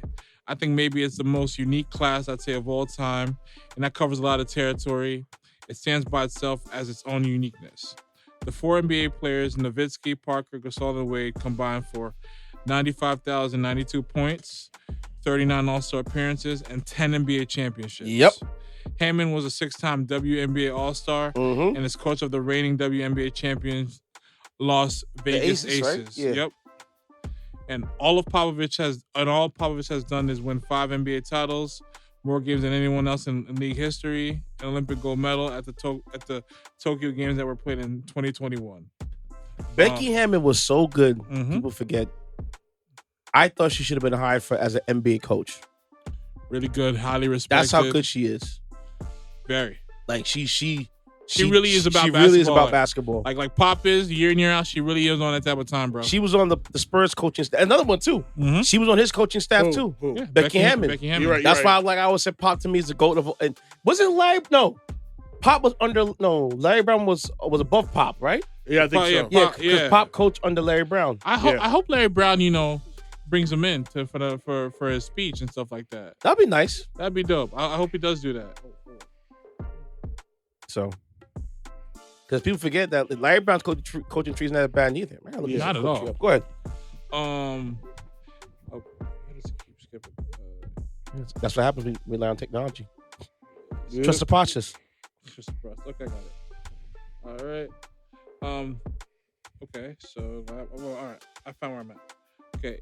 He's amazing, said Golden State's coach Steve Kerr, who played for Popovich and coached under him with USA Basketball at the 2019 World Cup and then the Tokyo Olympics. The Hall of Fame was just a formality. Everybody knew he would be there. It's just a matter of when. The long-standing belief was that Popovich wanted certain people in the hall before he would allow himself to be under consideration. Tim Duncan and Manu Ginobili had to go in first. Popovich also lobbied for Houston 2-time champion coach Rudy Tomjanovich. He should. That's a good shot right there. Parker going in with Popovich seems fitting, and Popovich has long raved about Hammond's ability. In all honesty, I always felt the Hall of Fame is like for Red Holtzman, Red Auerbach, and Larry Bird and Magic Johnson. I never felt like I really belonged, to be honest with you, Popovich said. I'm not trying to be Mr. Humble or anything. I'm a Division III guy. I'm not a Hall of Fame guy. It's the latest. That's what he said. It's the latest accolade for Gasol's, Spain's longtime star, who was 2 NBA championships, came with Los Angeles Lakers alongside his dear friend Kobe Bryant. Now, Nowitzki, the German who changed the game with his combination of big man size and guard skills, spent the entirety of 21 career in Dallas and is 6th on the NBA's all-time scoring list. Parker won 4 rings with Popovich in San Antonio. Bro, like it's just crazy to think when you look at it, because it just makes sense. The people that are being inducted with him and stuff like that. Yeah. Because when you look at when we started getting into the early 2000s and basketball expanding and changing and becoming even more global and stuff like that, the Spurs were really the first to really embrace those foreign-born players and stuff like that. And seeing the likes of a Dirk, a Powell, a Tony Parker, a Manu and stuff like that, they changed the game in a lot of ways and stuff like that. Like you were not defending. Don't forget Tim Duncan. Tim Duncan's another one. Like he's from the Virgin Islands. Yep. A lot of culture brought to the NBA, a lot of different ways of styles of play. Like that Euro step changed everything for people. Yep. Everything. And then the American players started using it. Absolutely, because that was D Wade's the go-to move, man, to get buckets. Yeah. Once he learned that Euro step, it's over. You're not over dribbling. It's from one direction to the next. You keep the defense guessing. It just makes things more efficient. Then you look at Dirk with his turnaround fadeaway off the one leg. You're not defending that, man. And that's what KD took as a move. You see LeBron used it too. Yep. But KD took that move. I think Kobe was using it too at one point, right? Oh yeah. Yeah. Melo used it. Kobe used it. Yeah. LeBron used it, but KD took it. It was like, yeah, we're gonna use that. I'm gonna use that move. I need that move. I need that. I got separation. I'm a tweener. Like and just a fadeaway shot in general is just hard to defend. Yeah. Stuff like that. We talk about coaching tree. So I looked up Larry Brown's coaching tree. Mm-hmm. Underneath him, John Calipari, Bill Self, Greg Popovich, Mark Turijan, Alvin Gentry, and Tim Jankovic. I'm like, dang. Yeah, it's crazy. Elite. And R.C. Burford, too, as well. Elite.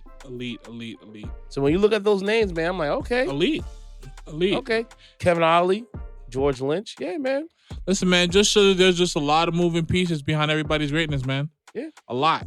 It's just universal in everyone's story, man. And listen, man. Larry Brown, hell of a coach, man.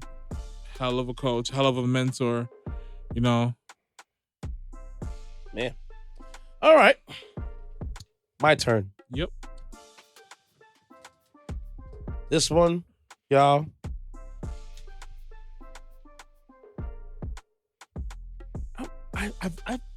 I think we did this story, but I didn't put it out.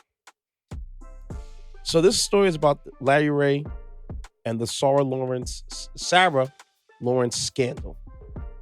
I don't think you guys ever heard about this story? Nope. Well, you ever heard about the story? I don't think so. Okay. So, buckle up, folks, because this one's to get a little deep. So this story is about a con man and a cult leader who dominated the lives of a group of students at Sarah Lawrence College in Bronxville, New York. The main perp from the story name is Larry Ray. He was born in Bay Ridge, Brooklyn, was a day trader on Wall Street during the 80s, and without a college degree, made some money. He operated a nightclub in Scotch Plains, New Jersey, and consulted in the insurance, gambling, and construction industries. He's a beautiful mind. He was able to slip and slide his way into power with relationships with military personnel and with NYPD Bernie Cragen. Even Mikhail Gorbachev, a former mayor, and former mayor Rudy Giuliani. He told false tales into believing that he was part of the CIA in Russia. Now, in 2000, Ray was indicted as a co-conspirator in a mafia pump and dump scheme. He tried to get out of it by using his, political ties, but he couldn't because it ruined these people that was in power's, authority. He pled guilty to security frauds in 2003, became divorced, fought over custody of his children, and became incarcerated again, paroled, and jailed again in 2003. In 2010, with no place to go after being released from jail in Jersey, Ray began to sleep at his daughter's dorm room couch at the university. This is when the cult things started happening with Ray. While at the dorm room, he will hold long night events at his daughter's dorm room, at the common room at the dorms. Some of the students were alienated while others were spellbound by his stories. During the summer, Ray convinced 5 of them to move in with him, and he went bedroom apartment in the Upper East Side from an associate from prison. There, he would start keeping students away from families and friends, and often keep the group up for very long hours of the night with philosophy talk and conspiracy theories.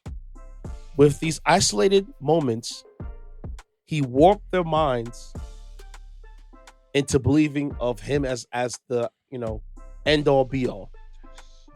Ray would use violent and mental abuse on them to break their spirits. Jesus. Ray would accuse them of poisoning him or damaging items in the apartments that they would have to pay back. So let's say that you broke a pencil to point in my house. Ray would say, "Oh, you're trying to break my stuff. You owe me $5." But a pack of pencils costs like $2. Manipulation like that. One male student he did this to. Ray wrapped a garrote around his genitals. Another, he made him become an escort for him. Others, he would also solicit money from their parents to pay back for the debts of the things that they broke in the house. Jeez. Ray would also have therapy sessions with the students as a mentor to them. And from the therapy sessions, he would do psychological warfare to just get them, all hooked onto him. So he groomed them pretty much. Yes, he groomed them. Ray faced 15 counts of racketeering, extortion, and violent assault, sex trafficking, forced labor, money laundering, and tax evasion. He was found guilty of all counts and sentenced to 60 years in prison. Jesus. One of his liaisons, Isabella Pollock, was charged with racketeering as well, extortion, and sex trafficking and conspiracies. She, however, pled to one count of money laundering and has been sentenced as of yet. I get like time served or something like that. Yes. Her Ray was so good, he even turned his probation. daughter against her mother to be a part of the cult. Wow. Pimping your daughter. You are a sick bastard, bro. You are just sick. Here's the thing that kind of got me turned off completely. One of the victims who he sex trafficked made him $1.7 million from her sex work. I repeat, one of the people that worked for him, he made her do sex trafficking, and he earned him $1.7 million. Jesus Christ. Which is one of the student's friends. One of his daughter's friends. He pimped her out, y'all. I did the math. That's right. Right? To see how much that was worth. Yep. She basically earned this dude $2,000 per hour with her working. And Lord knows what the hell she did during those times with these high-end clients that he was dealing with. The reason why the story broke is because the New York Magazine published a feature of his exploits of his millions from his victims called The Stolen Kids of Sarah Lawerence. And when that happened, the feds stepped in, did an investigation, and they charged Mr. Larry Ray. I had to break the story because I said to myself, parents, some sick fucks in this world. You send your kids to college? There's a lot of strange people out there. Yep. Please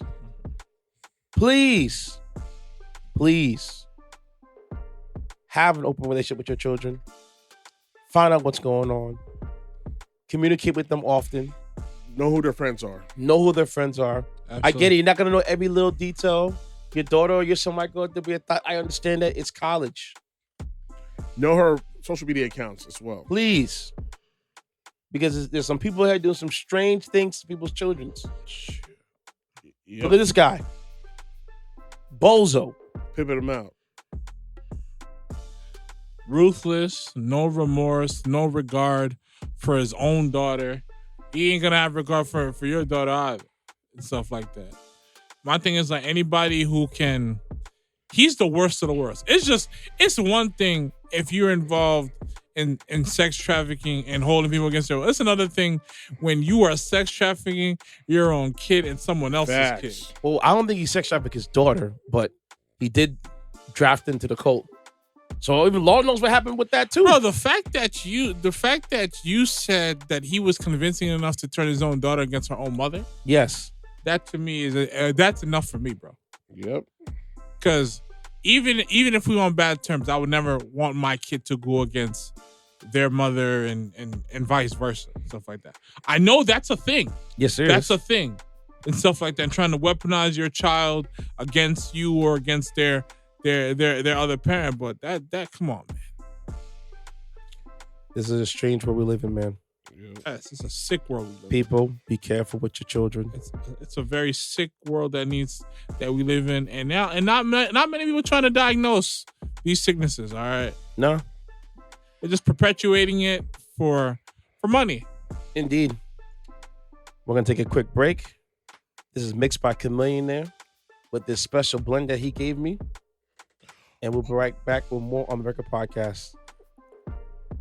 That's our story I'm going to talk about. I'm getting angry today, am I? Yeah. I'm getting super angry today, am I? That's our story I'm going to talk about in the next segment. So my just heard this episode, episode, This Week in Racism. At this point. That's my story right there. Oh my God, I'm going to be angry. We'll be right back, man, with more on the Record Podcast. Ceddy said trying to break stories on me. No, I didn't tell the story yet, man. But he was like, what? 5 in the morning, I wake up to 5 for my yearnings. Fear in my mind is a warning. Pray to the one you're relying. I've been wandering all day. I tried to be fine, but I can't be. The noise in my mind wouldn't leave me. I tried to get by, but I'm burning. My mind, it runs. All these thoughts are troubling. Fighting to give up my pain. Fighting to be on my lane. My mind running to the other side. When it's time to leave my life, then it tries to take me out. Tell you what I need. Right at, I really need time now. I need to free my now. I really need my now. I need to free my mind now. I really need time now. I need to free my now. I really need my now. Yeah. Don't know if you got a girl. Don't mean to disrespect the thoughts of you rule my world. I even dream of you, I swear. Visions of you and I see you all around my way. Been meaning to say hi, but I'm just way too shy. I gotta make you see this is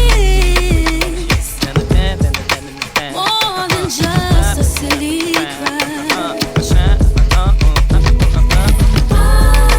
Wonder if you even notice me. You gotta feel me. We love you good. Just wanna be your girl.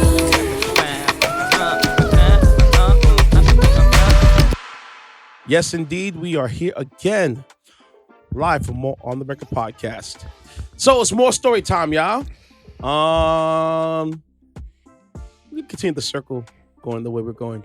Ceddy said, man, hit me with your story, baby. Well, this one is kind of interesting given the whole optics of what's going on in this country, how we're having dumbasses saying that people are smuggling drugs to the country and this, that, and the third. Mm-hmm. Meanwhile, the reality is that the smugglers you're looking for are already inside the house. Yep, they're under your nose. Yep. And some of them could be as close as your nearest police union. Yeah. Yeah, they also wear suits and then keep telling us there's a war on drugs. Yeah. But let's go not telling you that you're there supplying the drugs. Yep. But let's talk about this. Make it make sense, now. bro. San Jose policewoman executive facing fentanyl smuggling charges fired. As she should. All right. And she practically is a cop. I'm sorry. If you work for this police union, you're practically a cop by proxy. That's the way I see it. A San Jose police union executive, well, this is according to NBC News out of the Bay Area. A San Jose police union executive who was charged with drug trafficking has been fired, the union said Friday. San Jose Police Officers Association, one of the biggest police unions in the country, said he has fired Joanne Segovia as a result of the first phase of the union's internal investigation. Segovia has served the role as executive director for over 20 years and was put on leave last month when the union launches its investigation into the drug trafficking allegations. So this lady's been in charge since 2003. And started moving weight in 2015. So there's no excuse for her to say that, I didn't know. Dude, my question is this. You've been waiting for that long a time, and you got popped a couple of times, and never been arrested. Make it make sense, God. And there's somebody in that union, and somebody in that police precinct has to know that she was moving that weight. Make it make sense, God. You cannot tell me there's nobody in the precinct that didn't know that she was moving fentanyl pills. There's no way. I didn't know. I didn't know. I just hit the cell. I didn't know. You know? Y'all call it slow. The hush money, bro. They got the hush funds, bro. I don't know. Shh. Segovia is accused of having over 60 shipments of synthetic fentanyl delivered from her home and then distributed them across the country between 2015 and this year. And she allegedly used union resources in the process. She used the union's UPS account to move those fentanyl pills across the country. Terrible. Oh, well, she had to make it look like it was credible. I mean, the investigation. The investigation will also look into how Segovia was able to allegedly pull it off for so long without getting caught. Because there's people who knew in the office. Hello. Come on, McFly, open your head. Hello, McFly, you there? Anybody there? Anybody home? You see participants that was at that certain festival that involved a whole lot of drugs. Yeah, she teaches you a master class. She's showing you how to do it. Yeah, I'm saying, what's the name of that festival? That with the rappers out here. I don't want to mention any names. That was Rolling Loud. Man, yo, shoot. That's what they should have been pushing, to be honest with you. You know, when they want to double dip some other stuff, though. Saying, man. Dude, it just blows my mind. Like, yo, there's no way in hell you cannot know. No, we didn't know. But give you 1 second, guys. Scotty doesn't know. The complaint alleges that Segovia was apprehended as part of an ongoing Homeland Security investigation into a network that was shipping controlled substances from San Francisco Bay Area to abroad. You know, and she's 64 years old at the time right now. You know that? You know what's the worst, though? She's been doing this thing for wait. She's 64 years old? Yes. When are you going to retire? Huh? Well, what she doing is to come with a 401k plan, remember? But it gets worse. Here's the article from the Department of Justice. Oh, the DOJ? Yep. Oh, man. Now she's screwed. The complaint alleges that between October 2015 and January 2023, Segovia had at least 61 shipments mailed to her home, originating from countries like Hong Kong, Hungary, India, and Singapore. The manifest up for these shipments declared their contents labeled with the things like wedding party favors, gift makeup, or chocolate and sweets. But between July 2019 and January 2023, officials intercepted and opened 5 of these shipments. All right, you good? You hear this? From 2015 till this year. To this year, they've been tracking you and shipping it directly to your house. You're not shipping to a PO box. It gets worse though. You're not shipping to a neighbor. You're shipping straight to you. It gets worse though. She must have dyslexia or something. Now she no, why? She didn't care. You know why? She's white and she's a part of the police union. Who's gonna arrest her? That's why. Am I lying? Yeah. Am I lying? Let me know, audience. Am I lying? I'm privileged out here. No one would actually believe that I would actually do something. Little me. I'm a 64-year-old grandma. Seriously. Who's gonna arrest me for moving fentanyl?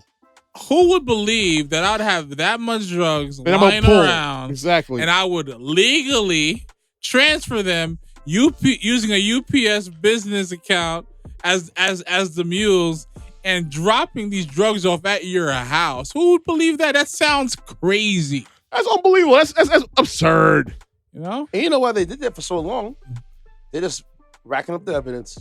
But between July 2019 and 2023 of this year, officials intercepted and opened 5 of these shipments and found they have contained thousands of pills of controlled substances, including the synthetic opioids, tramadol, and tapentadol. Now, once I got the word that was on my case, I would make sure like all the trucks have like candy corn on them. Now it gets worse though. Here's certain parcels were valued at thousands of dollars worth of drugs. Also alleged is Segovia using encrypted WhatsApp communications to plan the logistics for receiving and sending pill shipments. For example, the complaint describes a 3-year period between 2020 and 2023, during which Segovia alleged to have exchanged hundreds of messages with someone using a phone with an India country code. The messages discuss details for shipping and payment of pills and contain hundreds of pictures of tablets, shipping labels, packaging, payment receipts, and payment confirmations. The complaint alleges that Segovia used her office at the San Jose Police Officers Association to distribute controlled substances. For example, in spring 2021, Segovia was told by a supplier to send a package to a woman in North Carolina. Segovia then sent his supplier a photograph of the shipment made using the UPS account of the San Jose Police Officers Association. You see how dumb that sounds, bro? Yeah, I'm just thinking how this type of job would be the perfect job for me. Just accumulating evidence for 5-6 years, just to throw it in your face. do not people don't understand what the Postmaster General what they'd like to do? No, trust me, I understand because I was trying to. How many times have you all heard stories here? We talked about the podcast of the postmaster general letting you do your thing, and then you get bagged. Trust me, I was trying to do my thing and be part of the Rolling Loud Nation, and you know I sent the funds and they cut a whiff and I never got it. I never got it. I never got that far. I almost over the story, guys. Yeah. According to the complaint, Segovia continued to order controlled substances even after being interviewed by federal investigators in February 2023. Oh my God. On March 13, 2023, it gets worse. Federal agents seized a parcel in Kentucky containing Valero fentanyl addressed to Segovia. The package allegedly originated from China on March 10th, 2023, and declared its contents as clocks. Segovia is charged with attempt to unlawfully import Valero fentanyl in a violation of 21 U.S. code and 21. 952. I don't know the law, but she's violating custom laws. Yeah, custom laws. Yeah, because you're importing illegal substances. Mm-hmm. You're violating the post office because you're moving around drug trafficking. You're drug trafficking with the post office. Well, if she's convicted, interstate lines, she's probably facing like 60, 50 years. 20 years. Yeah. In addition, as part she's facing of 20 years? Yeah. Dang. Dang, Fetty. But at 64. The court may order a defendant to serve at least 3 years. So they factor in age? Depends on the judge you get. But like I said, this is worse than what Fetty did. Like I said though. Or just about the same. She's looking at the court may order the defendant to serve at least 3 years, a supervised release, and to pay a fine of up to $250,000. However, nothing. any sentence following conviction would be imposed by the court after consideration of the U.S. sentencing guidelines and the federal statute governing the imposition of a sentence. Because fentanyl is cheap to make. Yeah. And cheap to sell. You know what's worse though? She actually tried to blame her. She tried to dime out her own housekeeper before she got caught. Yes, she almost dimed out her own housekeeper, saying she's the one who did it. She was an immigrant and she might have ties to cartels. You're ready to throw your housemaid under the bus to save your own ass. Well, you know how this goes. I go overseas. I got some ammunition. I give it to you. Then 10 years later, they got weapons of mass destruction. Jesus Christ. They got weapons of mass destruction over there. They're doing something wrong. They're doing something wrong. Can you believe it? You're the one committing a crime, but you're ready to throw your own housemaid under the bus. She's like, yo, I come to your house every day. Cleaning your house. Wash your kids' dirty clothes. Put a smile on my face. Just in your house. You know? Not getting paid my worth, but I just want to be here. And stuff like that. For a better life. And you and I'm the ringleader? I'm Escobar. Nah, you done out here. You done out here. I heard stories, but I mind my business. Thanks.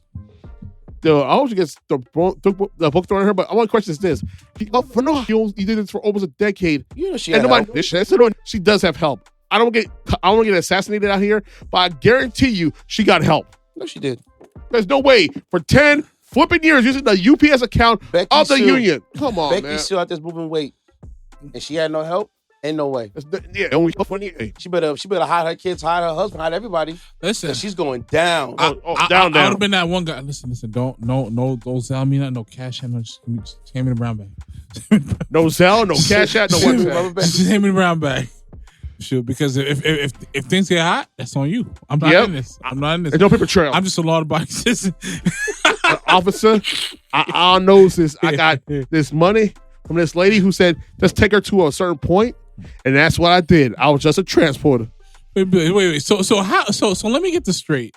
On your salary, you're able to afford a Bugatti? Sir, I saved a lot, sir. I live below my means. I invest. I eat ramen noodles every day. Look at my day. properties right here and over here and over here. You know? Oh, about $35,000 a year? I'm an obsessive gambler. Here are the receipts. Man, I would spit it. That story sounds crazy. That's a big movie right there, man. It's true. It really happened. They should put that as a movie. Man. I'm going to say this. Think about it. She started this in the early 2000s. Yeah. She started it before 9/11. During Obama. Yeah. After the first opioid crisis, and after we went on, move on from the opioids to fentanyl. And I'm To just the saying, hardcore. as you was reading, I was saying, no wonder South Jersey got these issues. It's her. Yeah, no. Yeah. I wonder how much of the fentanyl did she contribute herself directly? Because man, and this makes you also wonder. She probably pretty much knocked out the supply for the South and for the West. It makes you wonder now, how many others are doing the same thing? I wouldn't be surprised at all. I wouldn't be surprised. I guarantee, because you know what it is? That's the perfect cover. Working for a union, or working for the police, and you've been interviewed numerous times, and you still. This is the thing that makes it sound probable weird. deniability. You've been interviewed numerous times, Walt. Not just once, numerous times. You know, you've been receiving packages at your house. You know, you just belong to. What's it me? It belongs to Maria. I think she's one of them. The drug mules. Not for nothing. Why are you worried about the package coming to my house every day? Why are you worried about this? Don't you got to go to work? Really worried about the illegals coming across the border? I smell, you know, my dog smells a certain whiff. I don't care what the hell your dog smells. Tell your dog stay off my property. Before I shoot it next time. It's not the property, sir. It's when they pass its customs. Listen, man. Listen, why are we talking about customs? Weren't you talking about package coming to my house? Yes, you talking about customs. It's coming from out of the country. Listen, man. Our dogs must have to sniff every single that package. shirt you wear is from out of the country, right? Yes, sir. It made in Malaysia, so there you go. It's basically, but it's got imported here. Listen, man. And really inspect the packages. Listen, man. I pay my taxes and I wake up just like you do. Okay? Exactly. I don't want to hear this I'll put stuff. You know, one pant leg up. You know, facts. Like everybody else. You know, you give me a cut, I bleed just like you do. It's the same color. It's right out here. I understand that, but there's been these packages. It's been intercepted. One of them was intercepted. Listen, man, I don't play football, man. You talking about interceptions? I'm playing football, I'm not a safety. Are you bro. sure you don't know what these packages are, sir? Listen, sir, I mind my business just like you mind your business. Well, they're coming to your house, sir. Listen. I think listen, okay. Listen, man. I worry about what's coming to my house. In my house, you worry about what's coming to your house. And we just keep on. We push it forward. On, exactly. But sir, we are the feds. We have to investigate what these things are about, sir. Why don't you investigate real things crimes. Like these rappers and tell themselves, or the violence on TV? You know. We do that, but we're beyond that, sir. There's multiple things to investigate. I'm just saying. Every time Michael Bay makes a movie, there are bombs in there, but you're investigating me. We have, sir. What? Sir. He did change the subject card. Sir. Again, do you know what these packages are about? Huh? These packages, you know, they've been coming to your resident. Listen, man. Every day, you know, the garbage man pulls up, and my garbage is right there. You know? They ain't doing their job. They do the mailman. You know? But watch us bring it inside your house, sir. So? I bring a lot of things outside my house, you know? The pizza. The groceries. The Amazon package. I got kids in there, too. They go inside the house, too. I bring them inside, too, man. Okay. You know, we'll talk to you later. All right, you know? All right. You have a nice day there. That sounds vague. That sounds like you guys could just come and pull up on me anytime. We might. I'm not for that, okay? I'm not for that, you know? You sure you have something you want to say? I'm not for that, huh? You sure you have something you want to say, sir? Good day, sir. Okay. Yeah, that's what I want to say. All right, we're leaving. Yeah. You should. You do that. And then 6 months later. 6 months later. Sir, can you come with me, please? For what? I got work. Oh, not running you in. 2 officers died on duty, so not today. I got to take care of that. You can't do it today, man. Either we could put this on, you could put this on yourself. Or I could just make it disappear. I got a lot of magic tricks. I could make you think I'm putting it on me and then I'm putting it on you. Okay. And then you wonder how it got sick. Yeah, sure. You know what I'm saying? Just come with me, sir. Come with me. Listen. The back seat. Not the front, the back. Back seat? Whoa, what do you mean? Limo service? What's going on? Yeah. Exclusive limit service. Limit service.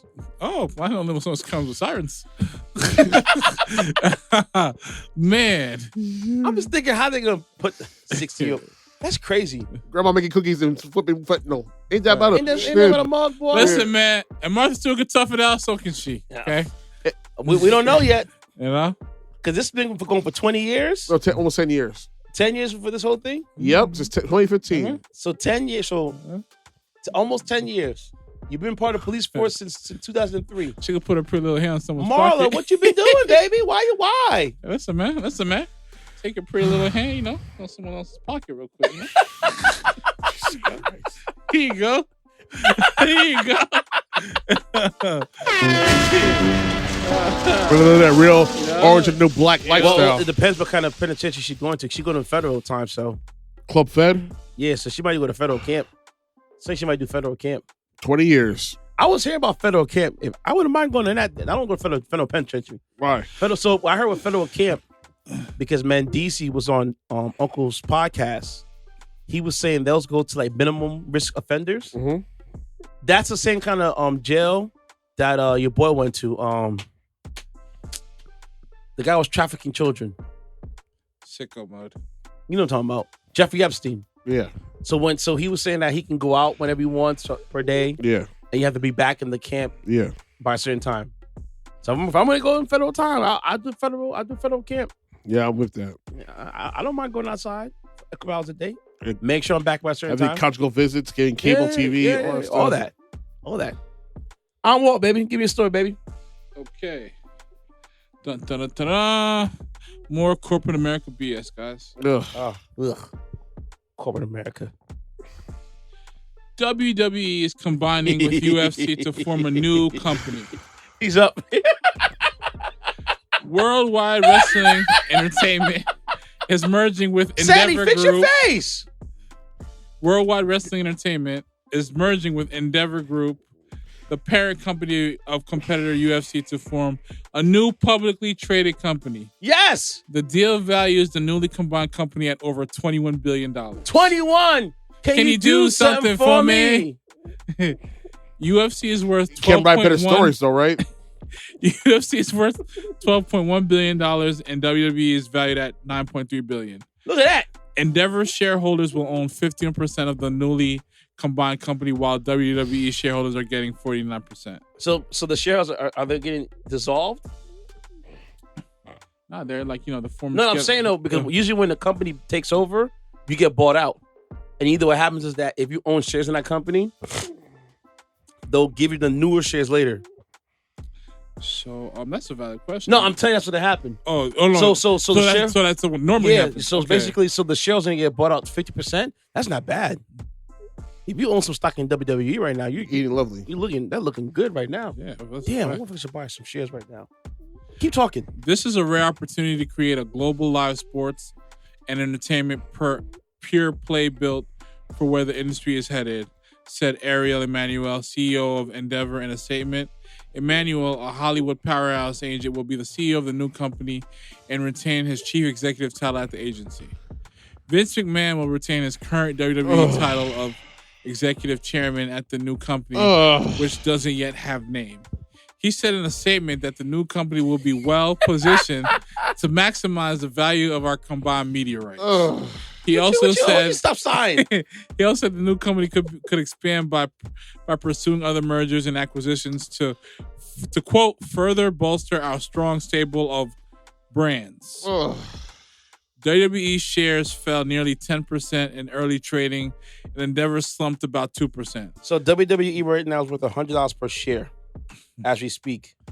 The company is expected to save $50 million to $100 million in costs once the deal is complete, which is expected to close in the second half of this year. It will trade on the New York Stock Exchange under the ticker symbol TKO. I might buy some shares in WWE now while I can. That's a great idea, man. No, because it's going to go up. Only thing that sucks is that I don't know how long it's going to sustain up. $100 a share? I might buy 2 or 3. What's on your face? The new company's board of directors will have 11 members named at a later date. 11, including with McMahon. 6 of them appointed by Endeavor and the remaining picked by the WWE. That's going to be Vince McMahon, Vince McMahon, Vince McMahon, Vince McMahon, and Vince McMahon.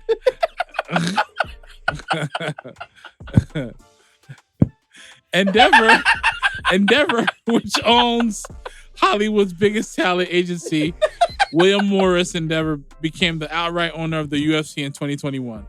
Shares of the company are up more than 10% I for thought the you year. liked the UFC. Was doing well. What happened? Revenue for its sports unit, which houses the UFC, grew 20% last If year. I actually like the UFC, I'll to be buying the 1.3 pay-per-views. I don't buy the pay-per-views. I pirate them motherfuckers. to $1.3 billion, thanks I'll in see part to increased media right fees. Maybe we might get a decent WWE game finally. Okay, this is a key part right here.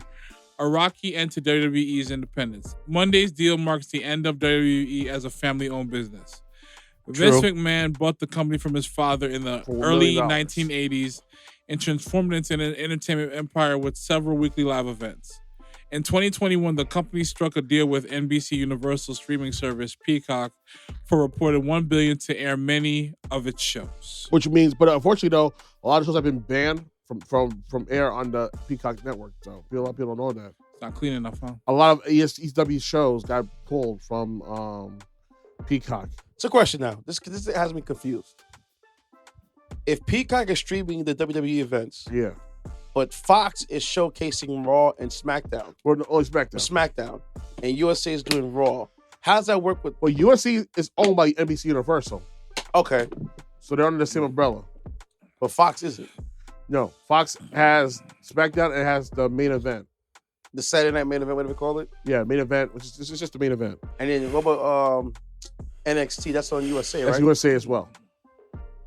Mm-hmm. McMahon, the company's largest shareholder, was forced to retire as its CEO last year following a he was forced because of that hush money and sexual harassment scandal. Wait, forced? Huh? You didn't go to vacation.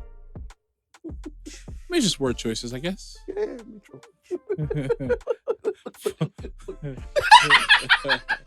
You enjoy this, aren't you, man? You really enjoy this. For those who don't know me, I truly despise McMahon, but I'll wait till Walt is done to go on my tirade. Ceddy, why so hasty? Do I grind your gears? Yo, Vicente McManus, ease up, bro. We'll talk soon. What? I look fantastic. Don't you like my mustache? What are you mad? The wrestlers don't have an insurance plan? I made some great coquitos last night. Listen, every time I had a few more zeros, they want to twerk it up and go to Saudi Arabia. That's on them. I'm not forcing them. I had some great mojitos. I'm not forcing them. Don't you like my tan? I just came up on vacation. No? Vacation I wish it was a lot longer because this guy for 30 years was sexually assaulted and harassing women. He did for allegedly.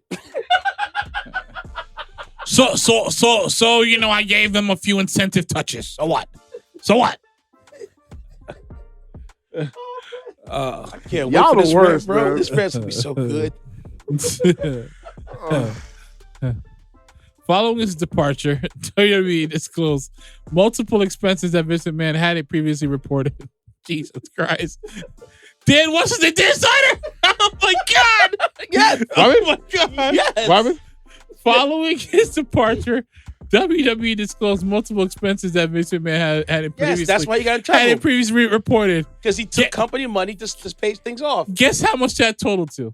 How much? We spoke about this already. You know what? 40 mil? 40 remember? mil? 40 million. 19.6 million. Remember, we talked about it. I wrote that story. It's wild. Yeah, we talked about it before. That forced the company to revise its financial statements Not for Gucci, for the stories. That forced the company to revise its financial statements for 2019, 2020, and 2021. Although many of the payments are related to the company's investigation of his alleged sexual misconduct with former employees. Yeah, emphasis on alleged, don't you? It's there. It's there. It's in bold letters. It's there. And capitalized. Want to see?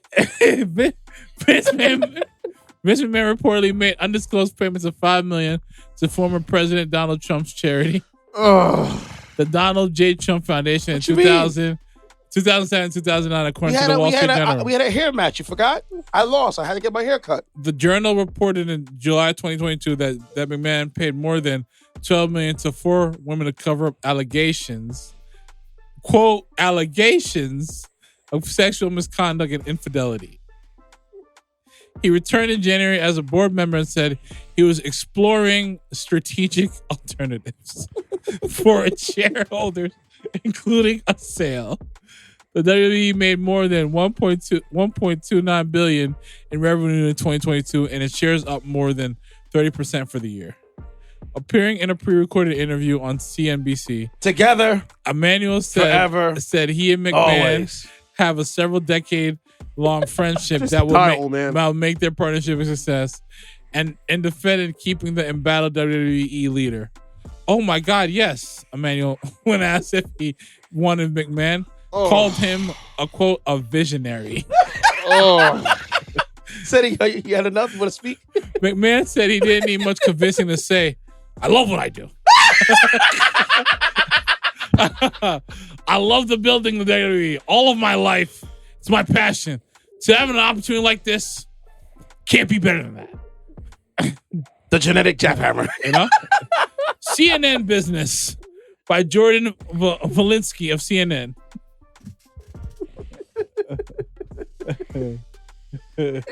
You want the stool? I'm just a messenger. We're just reporting a story, bro. I'm good. I'm not mad at y'all. Just this whole story. Just I'm just telling the story, bro. It's okay. Don't shut me, but no, finish the story. It's done. If you can speak You that. got it, man. You got it. The floor is yours. Cue the Fight the Power instrumental. All right, hold on. Let's go find it. Because I'm taking off. Let me pause. Hold on a second. Hold on, y'all. Or the Rock theme song. I'm here simply to remind you of the 4 words we just saw and what we call the WWE signature.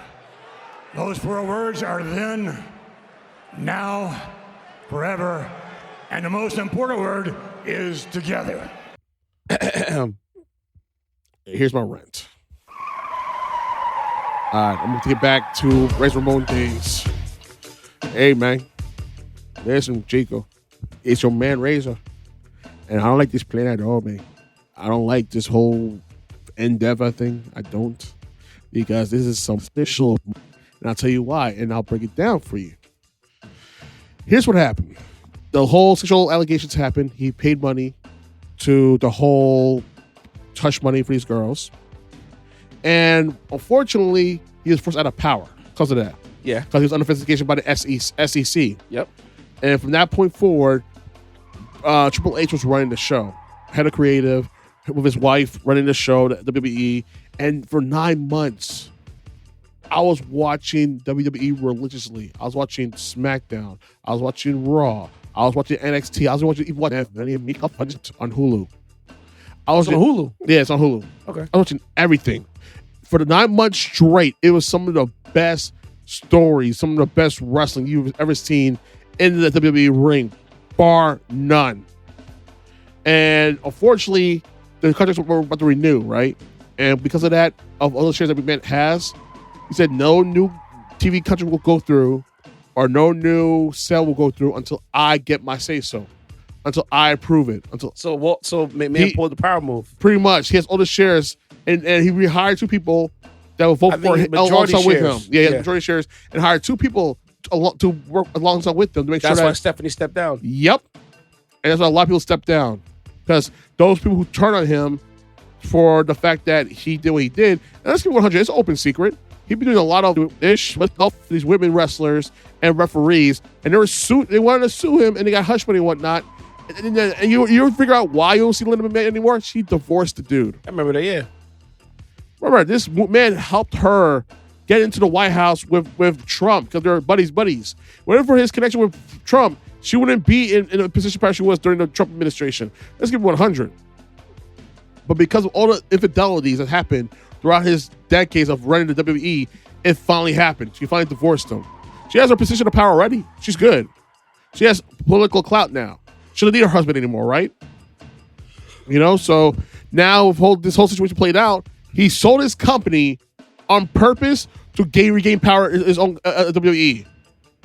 And you saw it already, because last Monday night and Sunday night with the whole Raw situation, you already saw the Vince's fingerprints on the storyline again. There were so many rewrites, so many changes to the story, everything like that you knew was McMahon. Even saying things like stuff going to a hospital, he went to a nearby medical facility. That's McMahon right there. Only he said it during his time. So he sold his company just to get rid of power of executive control and creative control. So now he's starting to write stories all over again now with WWE. The dude's almost 80 years old. How fuck y'all returning to WWE for? Nobody wants you, old man. Nobody wants you. Triple H was taking care of it. No problem with Stephanie McMahon. Listen, Vince Killmonger said... Hold it. Let me stop. Hold it. Listen. Triple H wasn't... Listen, WWE was in good hands with Triple H. With Shawn Michaels. With William Regal. with 70 McMahon. And what happens? 9 months of goodwill, of hard work, down to sneak off moves in less than 9 minutes time because of McMahon. Ceddy, you gotta understand, it wasn't in the right hands. I know this guy's willing to destroy his own bread and butter, and he's willing to sell it to regain control. Vince Killmonger, man. Burn it down. Y'all Y'all think it's funny, but it's like, I've been a lifelong fan of WWE. I've been watching since the days of Junkyard Dog, what's it called, Hillbilly Jim, the Bushwhackers. God rest in peace to the Bushwhackers who passed away recently. I won't say Hogan, a fan of Macho Man and all of them, and to see and the progression during the time, the Attitude Era, Ripple's aggression, only to see where it's going now and what could have been. And Triple H was running the show still. You go down the drain because now Vince would have run the story his way. It's like, come on, man. He's an amazing narcissist. It started with me. It's gonna end with me, man. That's a prime example of narcissism right there. Him. You're willing to sell your own company just to regain a little bit of power you have. Yeah. You know, it's mine. You want to go for your own family. I sold his business off to Endeavor. It's mine. It's not yours anymore because it's owned by Endeavor. No. All you do is you're executive president now? Still mine. You got a legacy. It's not yours because at the end of the day, Ari can say, you know what? I don't want you anymore. Yeah. You have Ari Emanuel who owns Endeavor. Oh. It's not his. So at any given time, which he should, he needs to fire Vince McMahon because I'm guarantee you the viewership is going to go down. The buy-in tickets is going to go down. The pay-per-view buys are going to go down. Everything's going to go down across the board. Nobody wants McMahon. The room doesn't want McMahon. The audience doesn't want McMahon. Even people who work behind the scenes don't want McMahon. Go home. Get some 20-year-old biddy. Go on trips. Go skiing. Do something. Just get away from the fun product. It was getting good. Vince McMahon, the type of dude that look like he pull up on the lady while she's getting a fruit salad. Only America. And listen, brunch.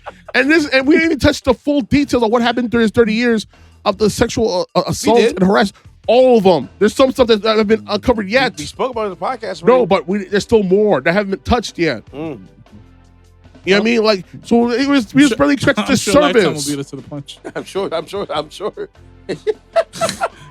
You know what I mean? You think Vince changed his like image so that way he can not be the same guy? Dude, look the Tapatio man. You ever saw the Tapatio bottle? Come on, man. Am I lying? I call him Vincente McMahon. That's his new. I'm like, yo, people were laughing their asses off. Like somebody's Italian uncle. He's a used car salesman. You see the El Segundo, man. Like, for real, man. Like, come on, man. Hey, man, I say you're a nice car. Use. Good deal. Like, come on, man. That's what he looks like, B. Like, come on, man. Whoa. I get a good price for you. Like, come on, can you imagine? Dude, it's just sad. This is gonna happen, right? This was gonna happen. I'm officially I on. think You stop the music. Here's officially what's gonna happen for me. I'm officially done with WWE. Again, I'm on hiatus. I'm done. I have friends who work at WWE right now. I can see who they are. I'm gonna put them on blast. So do I. I mean, wrestlers, actual wrestling talent, and behind the scenes. Yeah. I'm gonna put them on blast because I'm gonna get them in trouble. But I've heard the stories. But I hope this is a wake up call to these guys. You can. Don't renew your contracts. Wrestling's a big open world now. Yes, it You is. have New Japan. You have Game Changer Wrestling. You have freaking AEW. You have Impact Wrestling. You have MLW. NWA, you can skip all that because NWA sucks. It's what's gonna happen, right?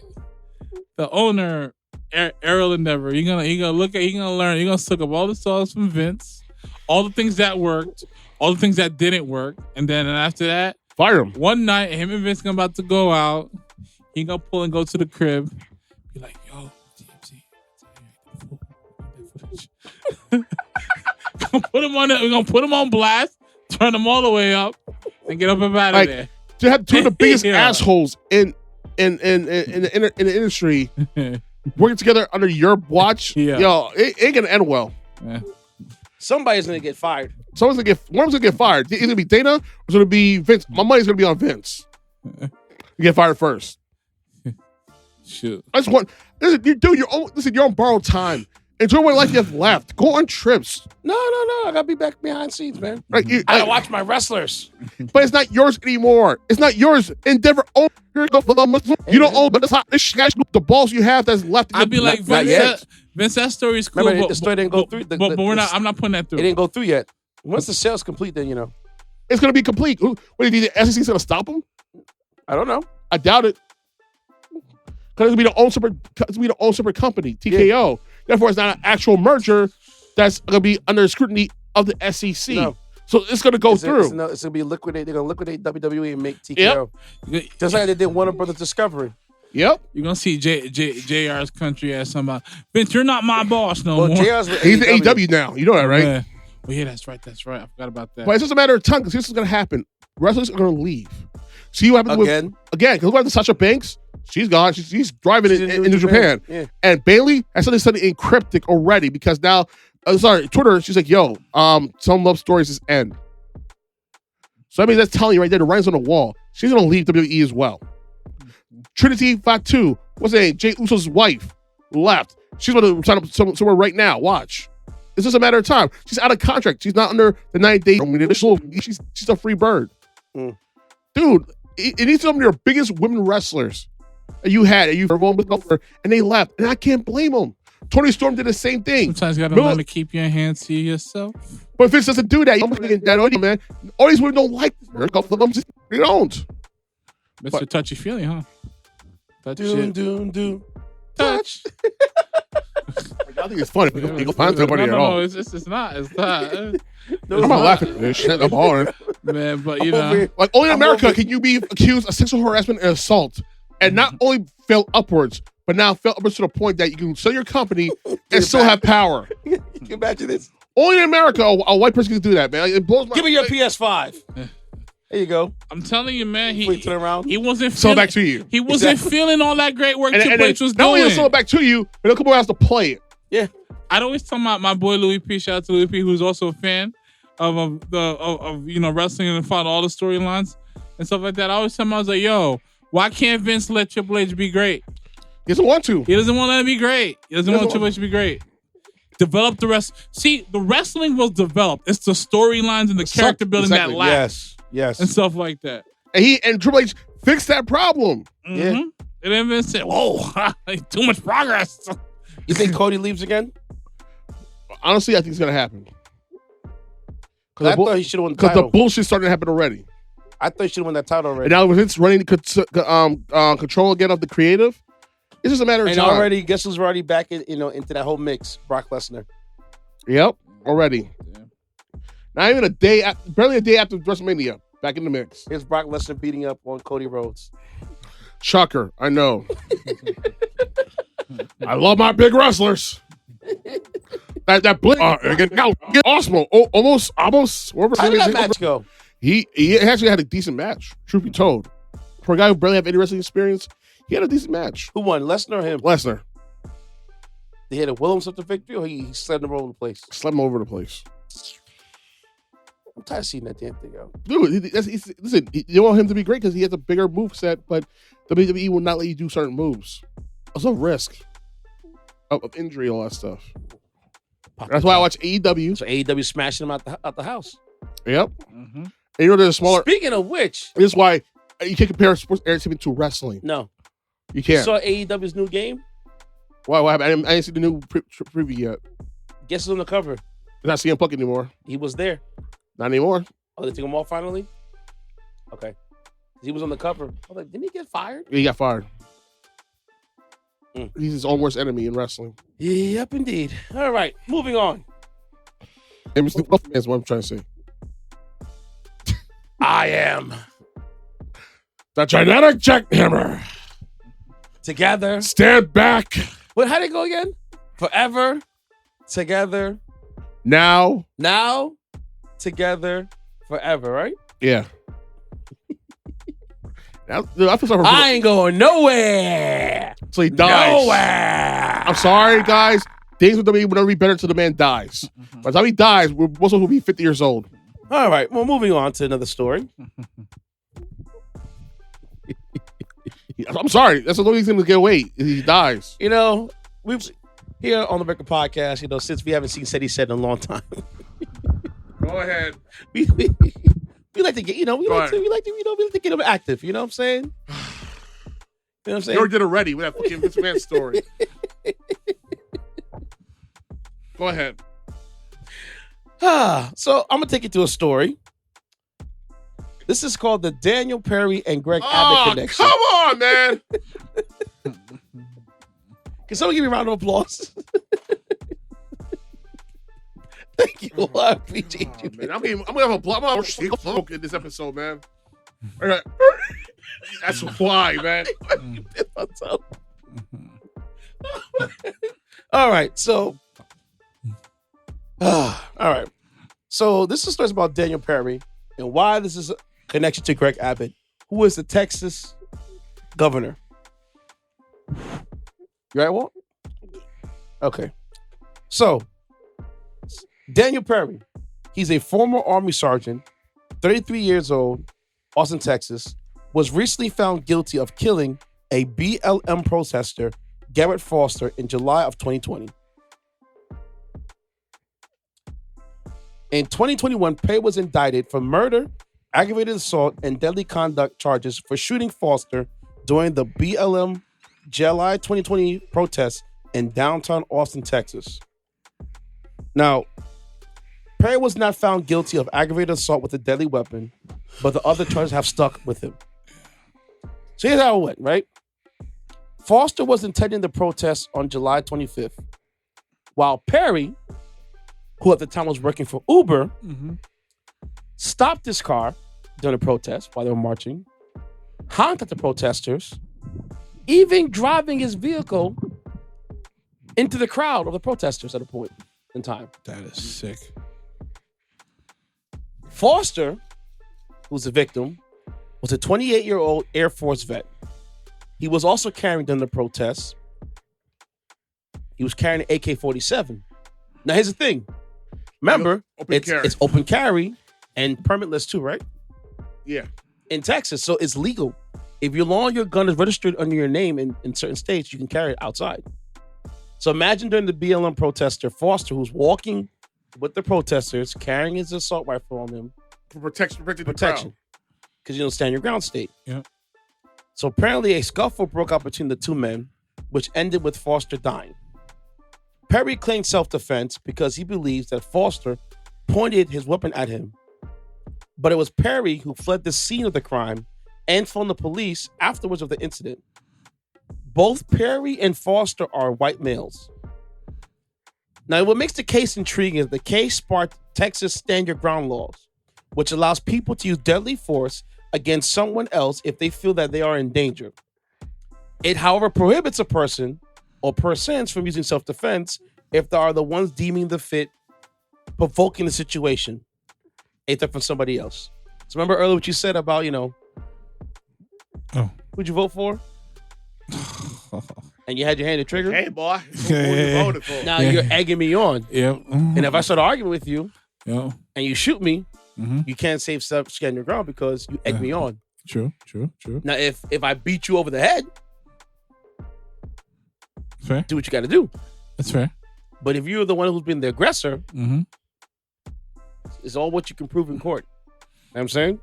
True, but again, those things comes to my word against your word unless they're like credible people. And there were witnesses. I'm gonna break that down further. Now, here's the reason why Perry was actually in hot water, because texts from Perry and his social media have raised eyebrows about him. From a text, Perry said that I might have to kill a few people who were protesting at Texas during the time. Even him liking a tweet from Donald Trump about sending protesters to Texas to show the protesters you don't mess with Texas. Even with him driving into the crowd of protesters, which is a crime, as the antagonist or the one who's provoking people. Also, during the case, witnesses claim that Foster never pointed his weapon at Perry. The sentencing should occur within the next 2 weeks. Perry, Alicia's faced 5 years minimum, but with the murder conviction can result in a life sentence in Texas. I think it's done out here. Okay. Now, you have a hot profile case like this. Yeah. You know, all the evidence is there. Yeah. He got found guilty of 2 out of the 3 charges. Yeah. Probably multiple charges as well. You think it's an open and shut case? Should be. In steps Governor Gregg Abbott. Gregg Abbott is now pardoning Perry, as he announced on Twitter. Abbott is only allowed to act on recommendations from the Board of Pardons and Paroles, they are trying to expedite the review of Perry's case to process so he can be pardoned as soon as possible. The man didn't even get sentenced yet, Walter. And already you're trying to pardon the guy. Because we're not trying to let it get to sentencing. That's why. How insane is that? Well, that just tells me that their ideologies, line up. Meanwhile, so if that's the case and he's in a position of power to do that, you're gonna do it. I guarantee you, if it was a shoes on the other foot, it was a BLM supporter going to a crowd of neo-Nazis, all that stuff, or KKK sympathizers, he will be thrown under the prison. He'd be lynched. It was all a front. They're not protesting. They're rioting. You know? So here's the thing, right? Because it came to my head. Wasn't there a woman, a mother in Texas that accidentally killed her daughter and she was standing to go on death row? Yeah. And no, Abbott, she fell on a flight of stairs. Yeah. And she had life imprisonment. She was on death row. Yes. And they stopped it. I think they stopped it.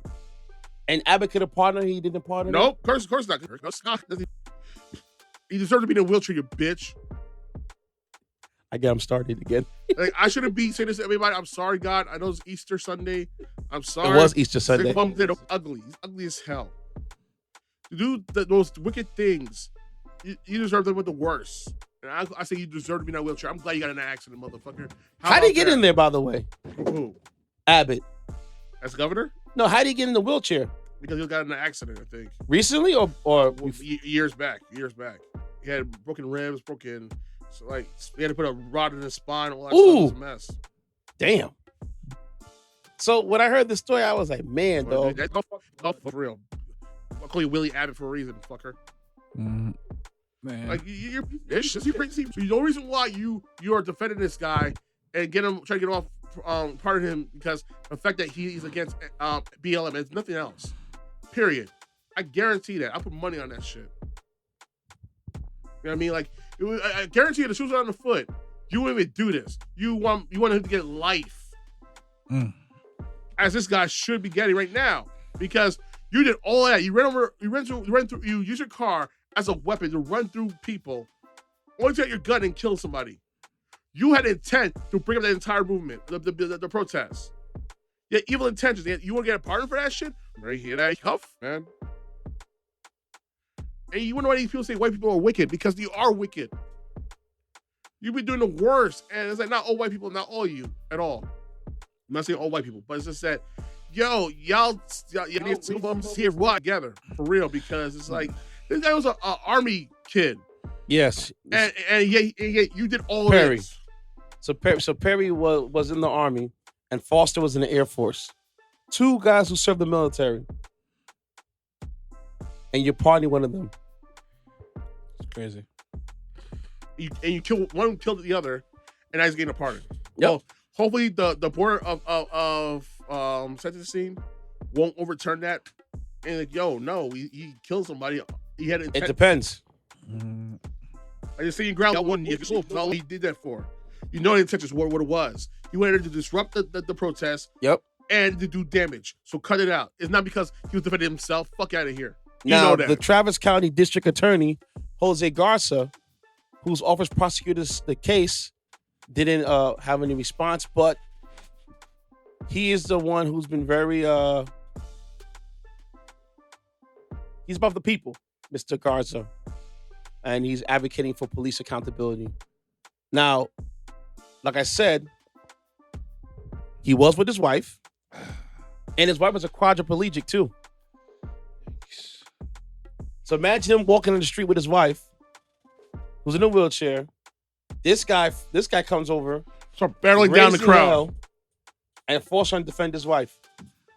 And he ends up getting shot and killed. And he fled the scene of the crime. But he gets pardoned. But yet he's pleading self-defense. Yes. Who flees the scene of a crime? If you do self-defense, you don't sneak up on the scene. It doesn't make any sense. It's counterproductive. Sounds like something a criminal would do. I'm just saying. You already said he said? I'm good. This is disgusting. And now a man who's getting away from his wife because of ideology differences, man. Because these snowflakes feel so triggered by people who want a progression in this country to the point they'll kill them. That's America in a nutshell, man. I'm glad BRICS is happening because it'll be a rude awakening for America because now they lost their position of power. Their harms ended now. They'll fucking wake up, or it'll be even worse for us in the long run. You know, I found another thing that shout out to this website called not that website. It's an IG. Basically, it's email feed I get. It's called Chart Daily. Do you know that we export more oil than we keep? Oh, I know. And yet somehow we're still getting oil in Saudi Arabia. Make it make sense, Walt. That's crazy. Do you know what I said? What? We export more oil than we keep. Why? And you know Saudi Arabia is now going to start trading with the Chinese dollar now. Yep. So y'all better get the shit because right now it's looking real bad for America. Well, remember, this is all a race for digital currency. Absolutely. This is all this is. Because the feds are making the FedNow program with the trying to transition from paper I'm not using digital. That at all. I don't trust it at all. Digital currency? I want paper money. I'm sorry. I get it, but remember, money has no value because it's not backed by anything. So what digital currency does? It's like I said, digital currency, same thing. So value of money is based on what people think of that dollar. Well, thanks to Trump, we lost that value. I told people since 2016, this would be a fire sale to America. What's going to happen? And was I right? He sold out to China. He sold out to China and Russia. Yeah. And look what happened. He said himself, the dollar won't be as powerful as it wants to be. So because of you, you set it up. No, I don't. You're sweating. I don't at all. I'm sweating. You would know. Here's the thing. I told people this is going to happen. The guy has interest in Russia. Dude has ties to Russian mafia and all that stuff. Yet somehow I'm the asshole. I don't know what I'm talking about. Ties to Russian mafia? What are you talking about, man? Trump has ties to Russian mafia. No, man. I just got my wife. Mm-hmm. Yeah. Yo, eat my ass, man. Fucking guy. Don't Trump that be. I'm telling you. Man. I keep telling people, like, the guy gets into power. It's going to be a fire sale. Look what happened. We sold one of our largest oil refineries to Saudi Arabia. The tariff thing bit us in the ass with this whole BRICS situation. The Chinese tariffs. Yeah. Now bite us in the ass right now because he wanted to go after China. We lost our place in the world because of him, because he started to be dictators and all that stuff. Look what happened in 4 years' time. He said it was politics. Here's the thing: politics have real life consequences. Not for the 1%. They shouldn't. We'll be eating lovely still. You know, our dollar bill is going to go down to twos in value. We're in our own country in a matter of time. That's how bad the dollar bill is going to go down in value. Pay attention, people. Not really paying attention. But it's too late. We played ourselves. Because you know what? A lot of people are still willing to vote for Trump. You know, the guy 6 ways from Sunday. You know, there's a lot of backwoods inbreds who don't know better. And you can tell him, guy doesn't give. He said he likes to pull educate because that's you because you never graduated high school. You're gonna be like, so what? White power. Like he hired actual neo-Nazis, actual hate mongers. Whoa. I didn't hire anybody. Nick Fuentes? I didn't hire him. He spoke to me. That's why he wanted to talk to me. Steve Bannon? There you go. Exactly. Well, Steve, Steve was good, but then he started getting loony on me, so I had to let him go. But you still hired him. Yeah, I know. At the time, he was a good guy. He had Mike Pence on his payroll, that X-Men looking villain. The undercover brother that's here right now. I bet you got $10. He's a self-hating gay man. I'm telling you that's what he is. I'm telling you that's what Mike Pence is. See, that's one of the reasons why they're fighting so hard not to keep religion and politics and stay separate, because it ties into the whole LBGT thing and stuff like that. They're trying to make it together and stuff like that. Well, you got those stupid Jesus loves you commercials. When you find out who backs those commercials, it's like, what? No way. Yeah, those are hate mongers. Exactly. Make it make sense, God. The guy won't do God's work by helping the poor and feeding the needy and all that stuff, but we'll pay $30 to $50 million for a Super Bowl commercial. Sense. I mean, they'll go and help and feed the needy, exploit their resources, and then make more. Yeah, just like they edited the laws. I think it was in Alabama, the child protective laws. Yeah. Come on, man. Well, moving on. You haven't been together in a while. Yeah, that's why my vigor has not been up to point right now. You know what I'm saying? My anger levels are kind of off right now. Sorry, guys. Let's break the tension, shall we? It's time to storm the It's time for the wise guy segment. You know what I mean? Right, let's get it to it, man. Get this through your head, wise guy. You only exist out here because of me. That's the only reason. Without me, you personally, every wise guy still around, I'll take a piece of your wise guy. Where's your Lauren? Don't ever go over my head again. Just want to say thank you to I Am Walt and Ceddy said for inspiring that introduction of the wise guys. You know what I'm saying? Yeah. Okay, so we have two questions, gentlemen. Go ahead. Question number one. I'm Walt. And Ceddy? Go ahead. You first, Walt. If you bring your man to girls' night, can we him? I mean, sharing is caring. Okay? So I'm Walt. You with Shorty? Mm-hmm. I'm going to girls' night. Okay, see you later. No, but you got to come. What? I'm just trying to be Then home. while you're going there, you see the phone in the mirror. She's texting her friends. I'm bringing such and such with me. Oh, girl, we gon' right? How you feel about that, Walt? Man.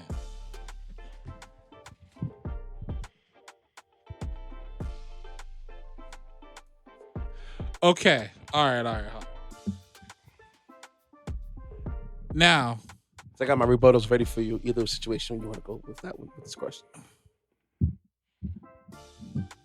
Now, I'm the type of dude, when I'm in a relationship, I'm all about having my space and you're having your space. Uh-huh. When we're together, we embrace and we love and all that other stuff like that. But I'm not looking to rob you of your individuality in any circumstance.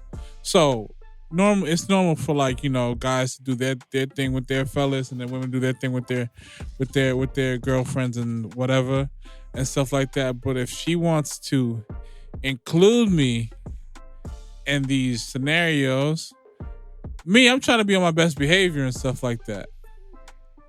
And my thing is just I don't know, man. I just feel like I just can't take that at face value, that question.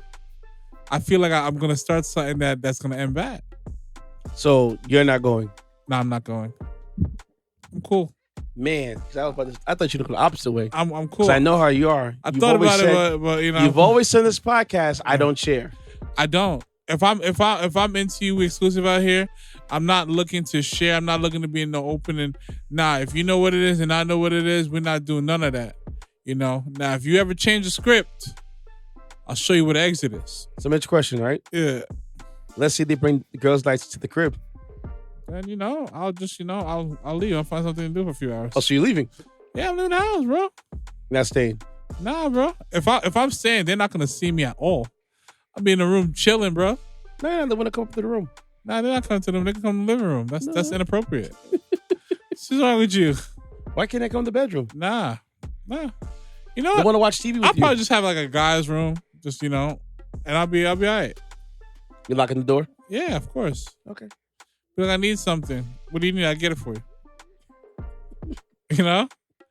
Bro, you don't understand. Like, I've thought this through and stuff like that. If there's ever any chance, like, if like Shorty's friends having some hard times, or she got a sister or whatever that's having some hard times, and they come in and one of them come and live with us, bro, I am the shoot, bro. You're not gonna ever catch me. You know, if I know Shorty going downstairs, if she in the outfit, I'm in the room and stuff like that. I'm never gonna look. I'm gonna have the entire whole dad's get up look so unattractive and everything. I'm gonna do none of that. Be like, oh, she's in the crib, I'm in the crib, wifey in the crib yet? Means I gotta go out. You know, stuff like that. There is nothing that's gonna happen, bro. I'm not doing it. What if? I'm not doing it. I'm not doing it, man. No. What if wife went to work and you have the day off? Well, listen, man. I'm gonna say everything. And the best friend's there. I'm gonna say everything that could deter from be like, let's watch you. No. Come on, why you always do it every time? Because I can. I'm grown out here. No, but you can watch TV together. Nah. Is this your favorite TV show? But then she could be like, oh, I think your husband doesn't like me. So it's like, nah, that's just the way he is. And then she'd be like, why don't you try to? I'm like, this is your friend, not mine. Yeah. Nah, man. So Walt says nothing. Said he said. Go ahead. It's girls' night. No, she gonna bring you out over there. Yeah. Can they? You? I know this is a test. It has to be a test because I know if I say yes, then I know the girls will be like, they'll say, see that bitch, I know it's a test. It has to be a test. So I'm gonna take what Walt's approach was and say, you know what? Nah. I'm in a committed relationship with this girl. I'm staying committed to that relationship. I think you said no lie. I mean, I see it could be a setup. All these fine asses, all these girls cheeked up and cheeked out, all this temptation, y'all trying to set me up for failure. I see you doing. I see what you're doing. Think about it. There are couples who exclusive couples who are really coming to each other, and on this planet, still bringing that kind of energy to their bedroom. And all it takes is that one situation where she sees her husband blowing that chick's back out, and she feels a way about it. And why should you feel a way about it? You brought that into your bedroom. Okay. So here's my approach. No. End the story. My God. You know why? You're causing a problem that you don't need for the future. That's what I'm saying. Imagine you there doing the deed. Hey. Yeah. Switch. Yeah. And I just listened to Chloe Bailey's album. She has one song. She says, ladies, have you ever managed your man effing somebody else? And now you just let it happen. Now, if it's a stranger, have at it. But if it's the wifey's friends, her besties, nah. Yeah. Don't do it, bro. Not worth it. Set up. I'm just Look saying. at him, he's animal. They could be in the bed butt naked, bro. Guess what? Nah, it's not going down. You know why? I watched somebody lose their man like that. She want to be progressive, huh? You can be progressive. He was tap dancing both of them. You know? Now you lost the shorty to a girl. Yeah, see? And shorties always say that they know how to eat the box better than the dudes do. And who knows women better than women? So just fellas, if it's her best friends, don't do it, bro. Trust me. Set up. Now if it's your little sneaky link and okay, yeah. By all means, go ahead, have fun. But that's your main shorty, and she with her. No, don't do it, man. Don't do it, man. Don't do it. Trust me, don't do it. Don't do it, big fella. Get out. Get out. Get out. You're asking for trouble you don't need. Facts. Okay, my other question was, I have it right here. Oh man. Where was it? Okay.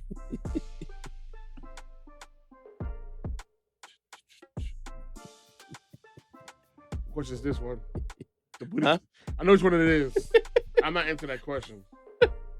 Why not? Go ahead. Oh, guess what? Now I was gonna use that one, but since you want to be stoic. Nah, we're good. Shout out to the good old HBCU Confessions on Twitter.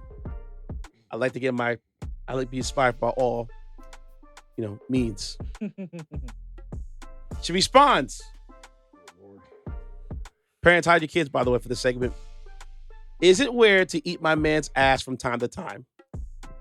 Honestly, he enjoys it, but I think I enjoy it more than him. By the way, I'm a straight female. Ceddy said. Pleaded fifth. How you feel about that, Ceddy said? Pleaded fifth. Let me plead fifth. Bro, pleaded this is an open circle right here, bro. Pleaded fifth. With an audience, I pleaded fifth. No, you can't do that. Listen, I pleaded fifth. No. Come on. Nah, I'm good. Come on. Read that question again. I told you. Open up. Spread the point of views. Exactly. I'm good on that. I'm like those aunties from Freaknik. I want to. Is it weird to eat my man's ass from time to time? Honestly, he enjoys it, but I think I enjoy it more than him. Well, listen. I'm a straight female, by the way. But eating ass should not dictate your sexuality. That's what they don't understand.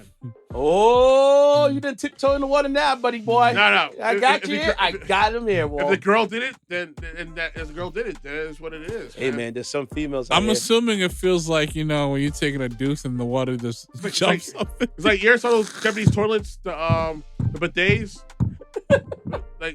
Yeah, that's what it was. Oh, European toilets do that. They saw the Japanese. Yeah, better. the bidets. I love actually. The bidet ain't bad, man. I was very clean for afterwards. It's called dude wipes, my dude. I'd use dude wipes too. Yeah. When I was in Uruguay, I used it. What the hell is this? And she was like, "It's a bidet. Try it." I'm like, no, I'm not gonna tell you. So how do you dry your butt if you use a bidet? Tries on its own. Well, you have a dryer. You're gonna put them without snare. No. You just I'm simple sprays, bro. And when we would complain, be like, "Damn, this guy never has doo-doo stains every time I do his laundry." Why is that? Why is that? I use doo wipes. What's going on? I use doo-doo. Man, use doo wipes. I use toilet bowl. I use the toilet wipes. The flushable wipes. Let me tell you something. Any person out there using regular toilet paper on your ass, you are a savage, bro. You're slacking, bro. That is the worst. Think about this, Walter. I think hemorrhoids. No. Let me question, Walter. When you wash your hands, right? Yeah. Do you just use paper towel to wash your hands? I'm being serious. No. So you have dirt in your hand, you just take paper towels and just wash it off? No. Huh? That's a fine. I'm asking you a question. No. You use soap and water, right? Absolutely. Or some type of rag to get the dirt off, right? Yeah. All right then. So why can't you do it with your butt? I mean, you're right. You're right. It makes sense, y'all. Am I talking Spanish here? No, it doesn't make sense. Why would you do something dry to clean yourself? Friction. Now, if you're in a pinch and you got your flushable wipes, I understand it. Yeah. But I have my own deck every time. Man. Yeah, I mean, that's a valid point. I can't take that away. I can't take that away from you. You was on vacation with me? Well, we're on vacation. Work. Yeah. No, that's a valid point though. Yeah, invest in the flushable wipes, people. Yeah, bro. Your butt will never thank you so much, bro. Facts. It'll always be clean. Facts, real talk. No one can say you got stinky booty. Yep. That's real talk. No mud butt. No mud butt, Swamp nothing. ass. Man. None of that. Swamp. One little, 2 wipes, you're good to go. Real talk. And it don't matter how bad it is, you take a dump. No lingering. You'll always be clean. No lingering dingleberries. Nothing. Just straight clean. Real talk. If you were to be, in the hospital and they try to take off your clothes, no stains, bro. Clean as whistle. I'm being for real. No, he's right. He's right though. All right, Walt. But you never answered the question, by the way. I didn't answer the question though. I really answered the question. Yeah, answer the question. I'm gonna say this point blank. Here's the thing, guys. What you doing in bed does not make me blast off. So do what you feel is Team real. Rocket? Have fun. Oh, you just said how it felt, so. No, I didn't actually. Yes, you did. You said it felt like a day. What you mean? You don't want to be part of Team Rocket? Why don't you want to blast off? You never had?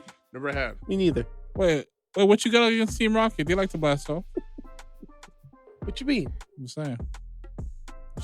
Team Rocket. He said, no, he basically saying that what you do in the bedroom is between your business. I'm trying to ask him what he got against Team Rocket. They like to blast off. You tired me, man. You tired me. I'm just trying to figure it out. Oh, you don't want to get your Trick Daddy on? You tired me, man. Listen, Yeah, that's what Trick Daddy like to do. You know that already. Well, we're getting near the so there you go. So, I don't want to tell you about that, man. I don't know what to say about that. Man. I don't want to say for that, but that's him, man. He's not Bro, he's from the Freaknik era, so you know what the hell he's into, Shoot. man. We know Trick Daddy was in Freaknik for sure. Yeah. For sure. There'll be some. What was that right hoe to do what he had to do? Shoot. And now he's all open like the plains Hell yeah. of Africa. Guaranteed done got his ass ate at Freaknik every year. Oh my god.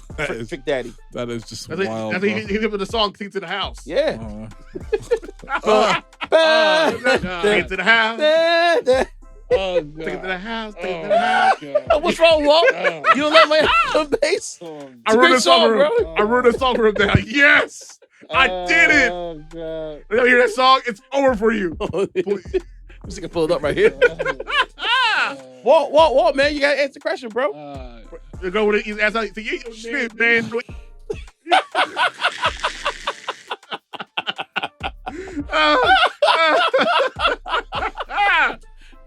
I'm an asshole right now. I'm sorry. Nah, there's some kinks I just keep to myself, bro. Shoot. Right, bring the girls to the room.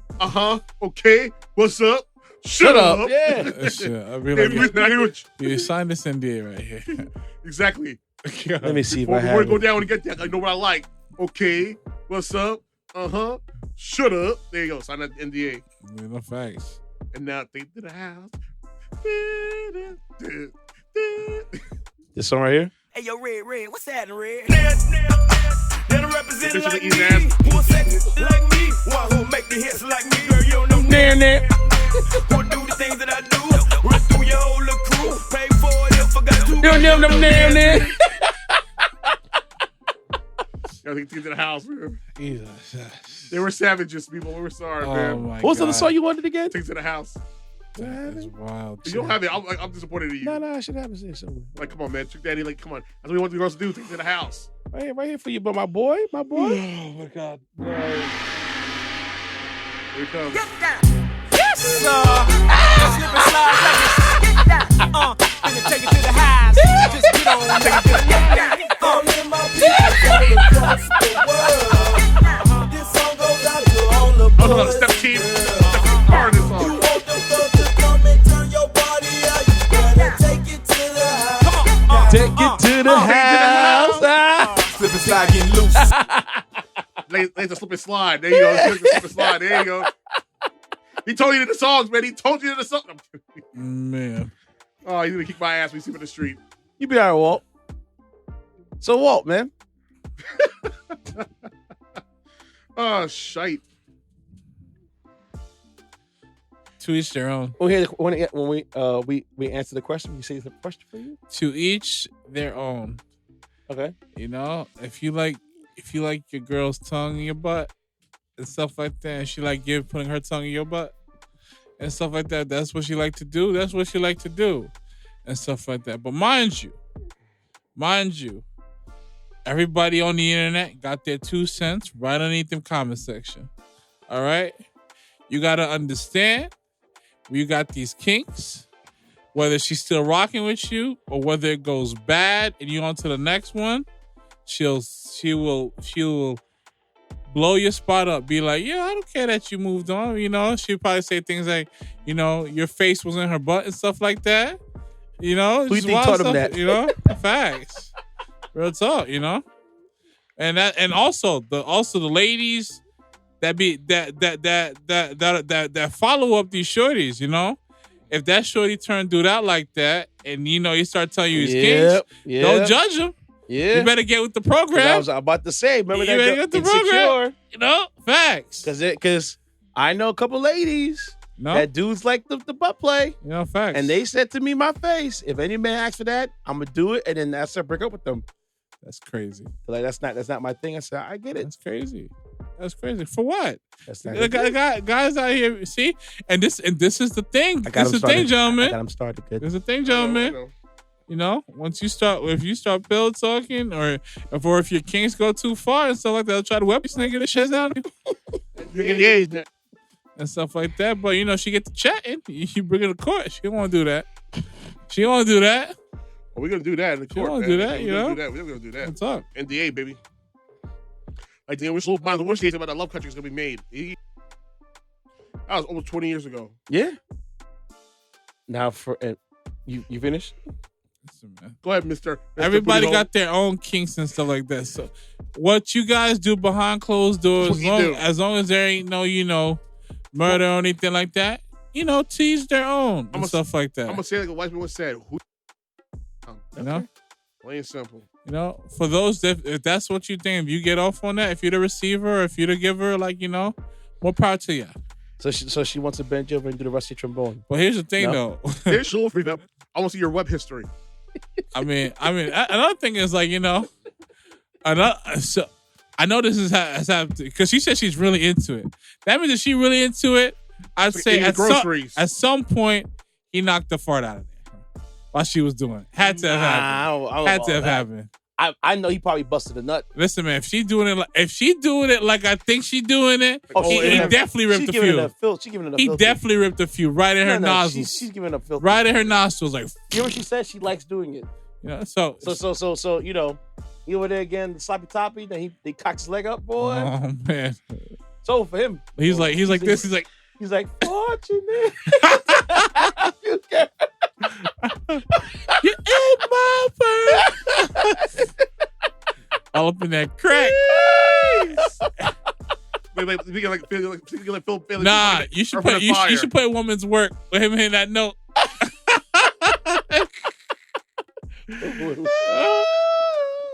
That should be hilarious. That's hilarious.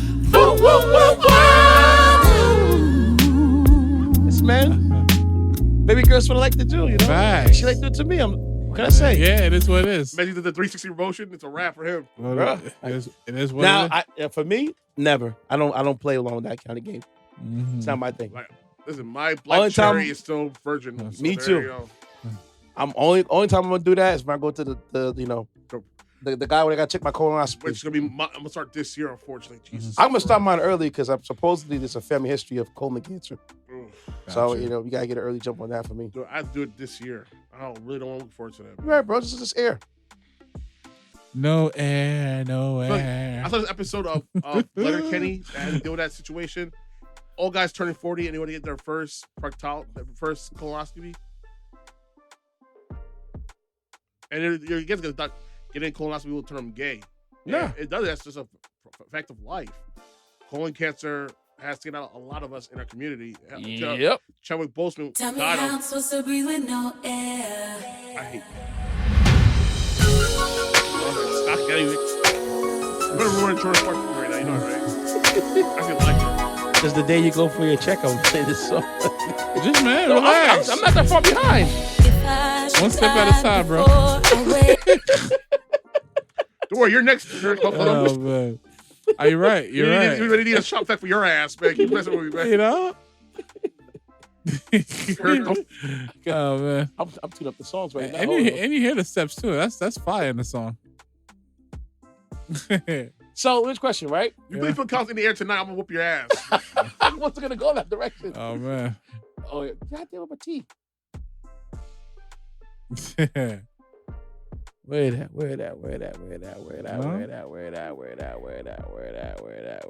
There we go. There you go, man.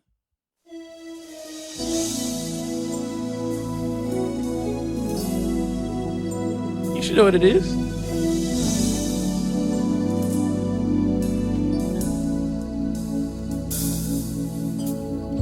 I don't know how much longer I'm done. So I say my prayers every cause it just went One step at a time, bro. From eternity. 4 steps. 4 steps past love. And 3 wishes. I thought you were going to put me step at a time by Jordan Sparks. I was going to. Know it from touching the heavens above. Clean bill of health, Mr. Said he said. Congratulations. Thanks, really, thanks. That's all I want to deal with my daily. You get a guy to put his finger up my ass. That's all I want. You can do the air, finger, I don't care. Just do the air. Please do the air. That's all I ask. Like I'm saying, man. But I'm not looking forward to this, guys. I really am not. Now, let's say she went put a finger in there. What? Let's say this girl was like, "Oh, I put my finger in there." I guarantee she put her finger in that mess, but she ain't do this tongue. Does that make it different? I'm Walt. Full. Because remember Insecure? It was all in. Oh yeah, I remember that episode. Remember when he spoke about his experience? And the woman was turned off completely. Yep. And that was the whole. They went back and forth for the whole series like that, right? But here's the thing, though. Not the entire series. It was mainly that first majority season. of it. Yeah. But listen, man. Well, here's the thing I understand is this: if you've never been disrespected by a guy, and a girl does it to you, that makes you gay or no? Let's talk about it. So in the first season, this guy going back and forth with Issa's friend Molly and stuff like that, and it was out here, being extra in the chatty stuff. Yeah. But and it was they had good chemistry, especially sexually and stuff like that. And then the minute he got to talking about like how I think he had a guy go down on him or he went down on a guy. Some situation like Basically, that. he got diploed. Yeah. And stuff like that. And diploed, that's good. I like that. And it's just like once he said that, there was no going back. Yeah. She never looked at him the same. Cause you look at him as not a quality dude anymore, I guess. And stuff like Whatever that. you want to call it as. Gentlemen, I'm telling you, like my guy Ernest from freaking Atlanta said, sexuality is a spectrum. Yep. But the minute you say that, whether your girl is into guys and girls or just into guys, if at any point you had a sexual experience with another man and you're forthcoming about that information to her, the relationship is over, bro. So, question. It's done. Since we're getting into that room, because I didn't know we were going to talk about this. What does that make Diplo? Honestly, it's not my place to make judgments. I don't care. I don't care. Do you? Whatever makes you happy, be happy. Like it's like the whole situation with Mr. C's, Mr. Beast. Whereas his friend is trying to do hormonal therapy and now trying to transition. I was like, dude, I don't care. I want to make the right decision. Yeah. Thought it through. I thought Mr. C's right here. Mr. C was out here. But honestly, Mr. C, he was afraid to live his truth. And that's just what it is. Yeah. Will he still be a hip-hop legend in my eyes? Definitely. Without him, we wouldn't have Biggie. And True. Let's name a few. Let's give it 100. Because I think Mr. C still gets paid off of Biggie's album. Yeah, because he's executive producer on one album. Yeah. At least get money off of Ready to Die still. Yeah. And remember, he gets paid off of that too. Yeah. But you know what it is? At the end of the day, Mr. C was afraid to live his truth because in hip hop, it's taboo. It's very, very, very homophobic. I'm sorry to say that, but that's just what it is. Yeah. Like, look how they treating Little Nas X. Look how they treating Young M.A. Well, Young M.A. did it. Let's just say she made some shaky deals in the past. I agree with that. Remember that one? Yeah. But they weren't ready for a... I didn't give a damn what the hell she was. No, but a lot of guys I didn't care. A lot of guys like, murder. I'm just out with Shandy. No, I wouldn't care. It's just that she did some grimy stuff. Yeah. When she had bookings, she didn't take the bookings. She didn't show up for bookings. She burned bridges. And burned bridges, took people's monies. That's if you do that, you deserve what you get out of that. I don't care what your situation is. That's what happened to her. Because my thing is just like, see, what y'all said is a valid point, and it's been throughout the history of hip hop. But the thing is, if you're nice and talented, that extra stuff ain't gonna last. No. Yeah. That hate, that be like, yo, it don't matter what she does. She's nice on the mic. Yeah. That's what we should focus on. But the problem with her is that, like I said, she messed up a lot of people. And again, you get what you get out of that. Yeah. And stuff like that. I agree 100% with that. You know? Like, she's a gifted rapper. Unfortunately, she's not bigger than what she is right now. And she should have been bigger when she was. She burned her bridges. She burned her bridges. Now, back to the question, though. Go ahead. So you said if you do if a female does it to you, fingering all that stuff, does that make you? Nah, I don't think it makes you gay. No. But once you cross that line between guy and guy, then there you go. But like the certain girls out there, man, like she said, I remember when my friend told me in her face, she said, if a guy told me to put a strap on and do what I got to do to him, that's over. Like a woman talks. I saw this question online, right? But the fact is that you said she said that you said she would do it and then break up with him. Yep. That's some ego stuff right there. Just break up with the dude. Just break up with the dude. He's like, oh, this thing's done to me all the time. Let me just do it to him. Like, you know, that's some ego stuff. That's some ego stuff, yo. You gonna do it, then break up with him? Really? Yeah. That's wild. She's leaving. That's What's wild. your Ceddy? Right, here's the thing, right, guys. Here's the situation, right? Yo. This one girl asked a question, right? If you enjoy girl porn, does that make you gay? It's like, no, it doesn't make you gay. No. That's where you cross over that to do it in reality. So, question: does that apply to men too? If a guy likes if men likes to watch gay porn and trans porn, there's a lot of straight guys who watch trans porn. Like, I watched this thing called Pornocopia. I watched this thing called Pornocopia on HBO. Nah, hear me out. Can I talk, Kanye? Can I talk, Kanye? Can I talk? Walt's already like, nope. I'm gonna let you finish. And that's you. But here's the thing. Pornocopia was on HBO. The show on HBO, Pornocopia, right? Yeah. Was that the one with the girl? Vanity was a trans performer. And she said, I know a lot of fans who come to me at every convention who are straight guys who likes my videos. And they're fans, give me autographs, pictures, and everything. They like me. Like, that's weird because I would think guys who are into trans, and this was a time before they say if you date a trans woman, you're not gay, you're still straight. Back in the day, it was still conceived that if you date a trans woman, you are gay, outright, no ifs, ands, or buts. And a lot of straight guys liked her videos. You know what I mean? And this is what it is. And honestly, I feel like things got progressive. This is like 10 years ago, this show, Pornocopia on HBO. I feel like, honestly, if you watch the porn, it doesn't make you any way to perform. It's when you do the act itself in real life. Then you have to ask yourself some serious questions. Do I want to continue this lifestyle or do I want it done? Now, if this girl, it gotta either be girl on girl or it gotta be a girl. Okay? That's just how I see it. And that's you. Like, I'm not gonna knock you. That's Walt's you. like, that's not what I signed up for. And that's you. Listen, like I said, you like girl on girl, right? And I guarantee you, before you die, you want a 3-way with 2 girls, right or wrong. If I'm playing the field, I'll entertain it. If I'm exclusive about it, no. All right. Nah, that's just me. But if you give a girl you're dating and she wants to bring a third girl into the mix, will you allow it? Well, here we go. I mean, I'll entertain it, but I'm not gonna marry that girl. Bro, I'm telling you, I am big on, like, you know, if I'm in a relationship, I'm not trying to have a third bitch. I mean, bro, I'm not doing it. You're not putting raisins in the potato salad? No, man. There's just too much karma that could lead to that, bro. No gravy in the fried chicken? Well, pretty much, I guess what I know what he's saying, because you know what?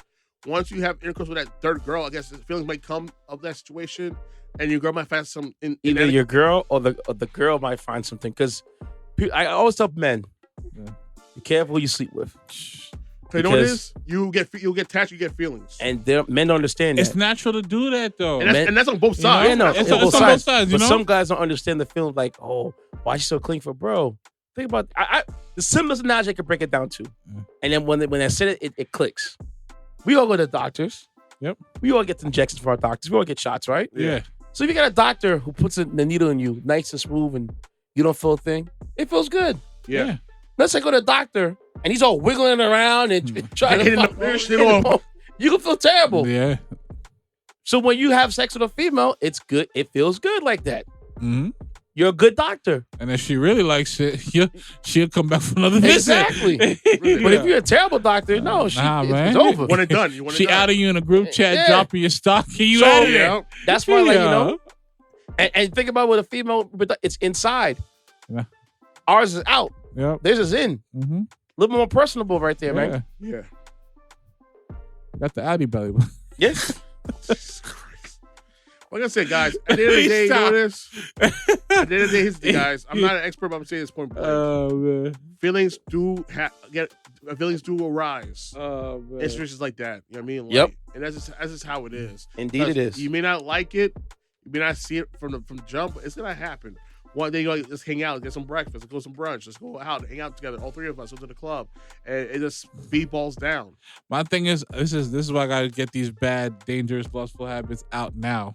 Dude, how old are you? You don't mind asking? I'm 32. Dude, get it out while you have 8 years. Yeah, get it out while you still can. You know? Don't wait. Nah. So when you get, I'm about to be 40 in 2 weeks. You know? And Really? Yeah, real talk. Well, we gotta go out.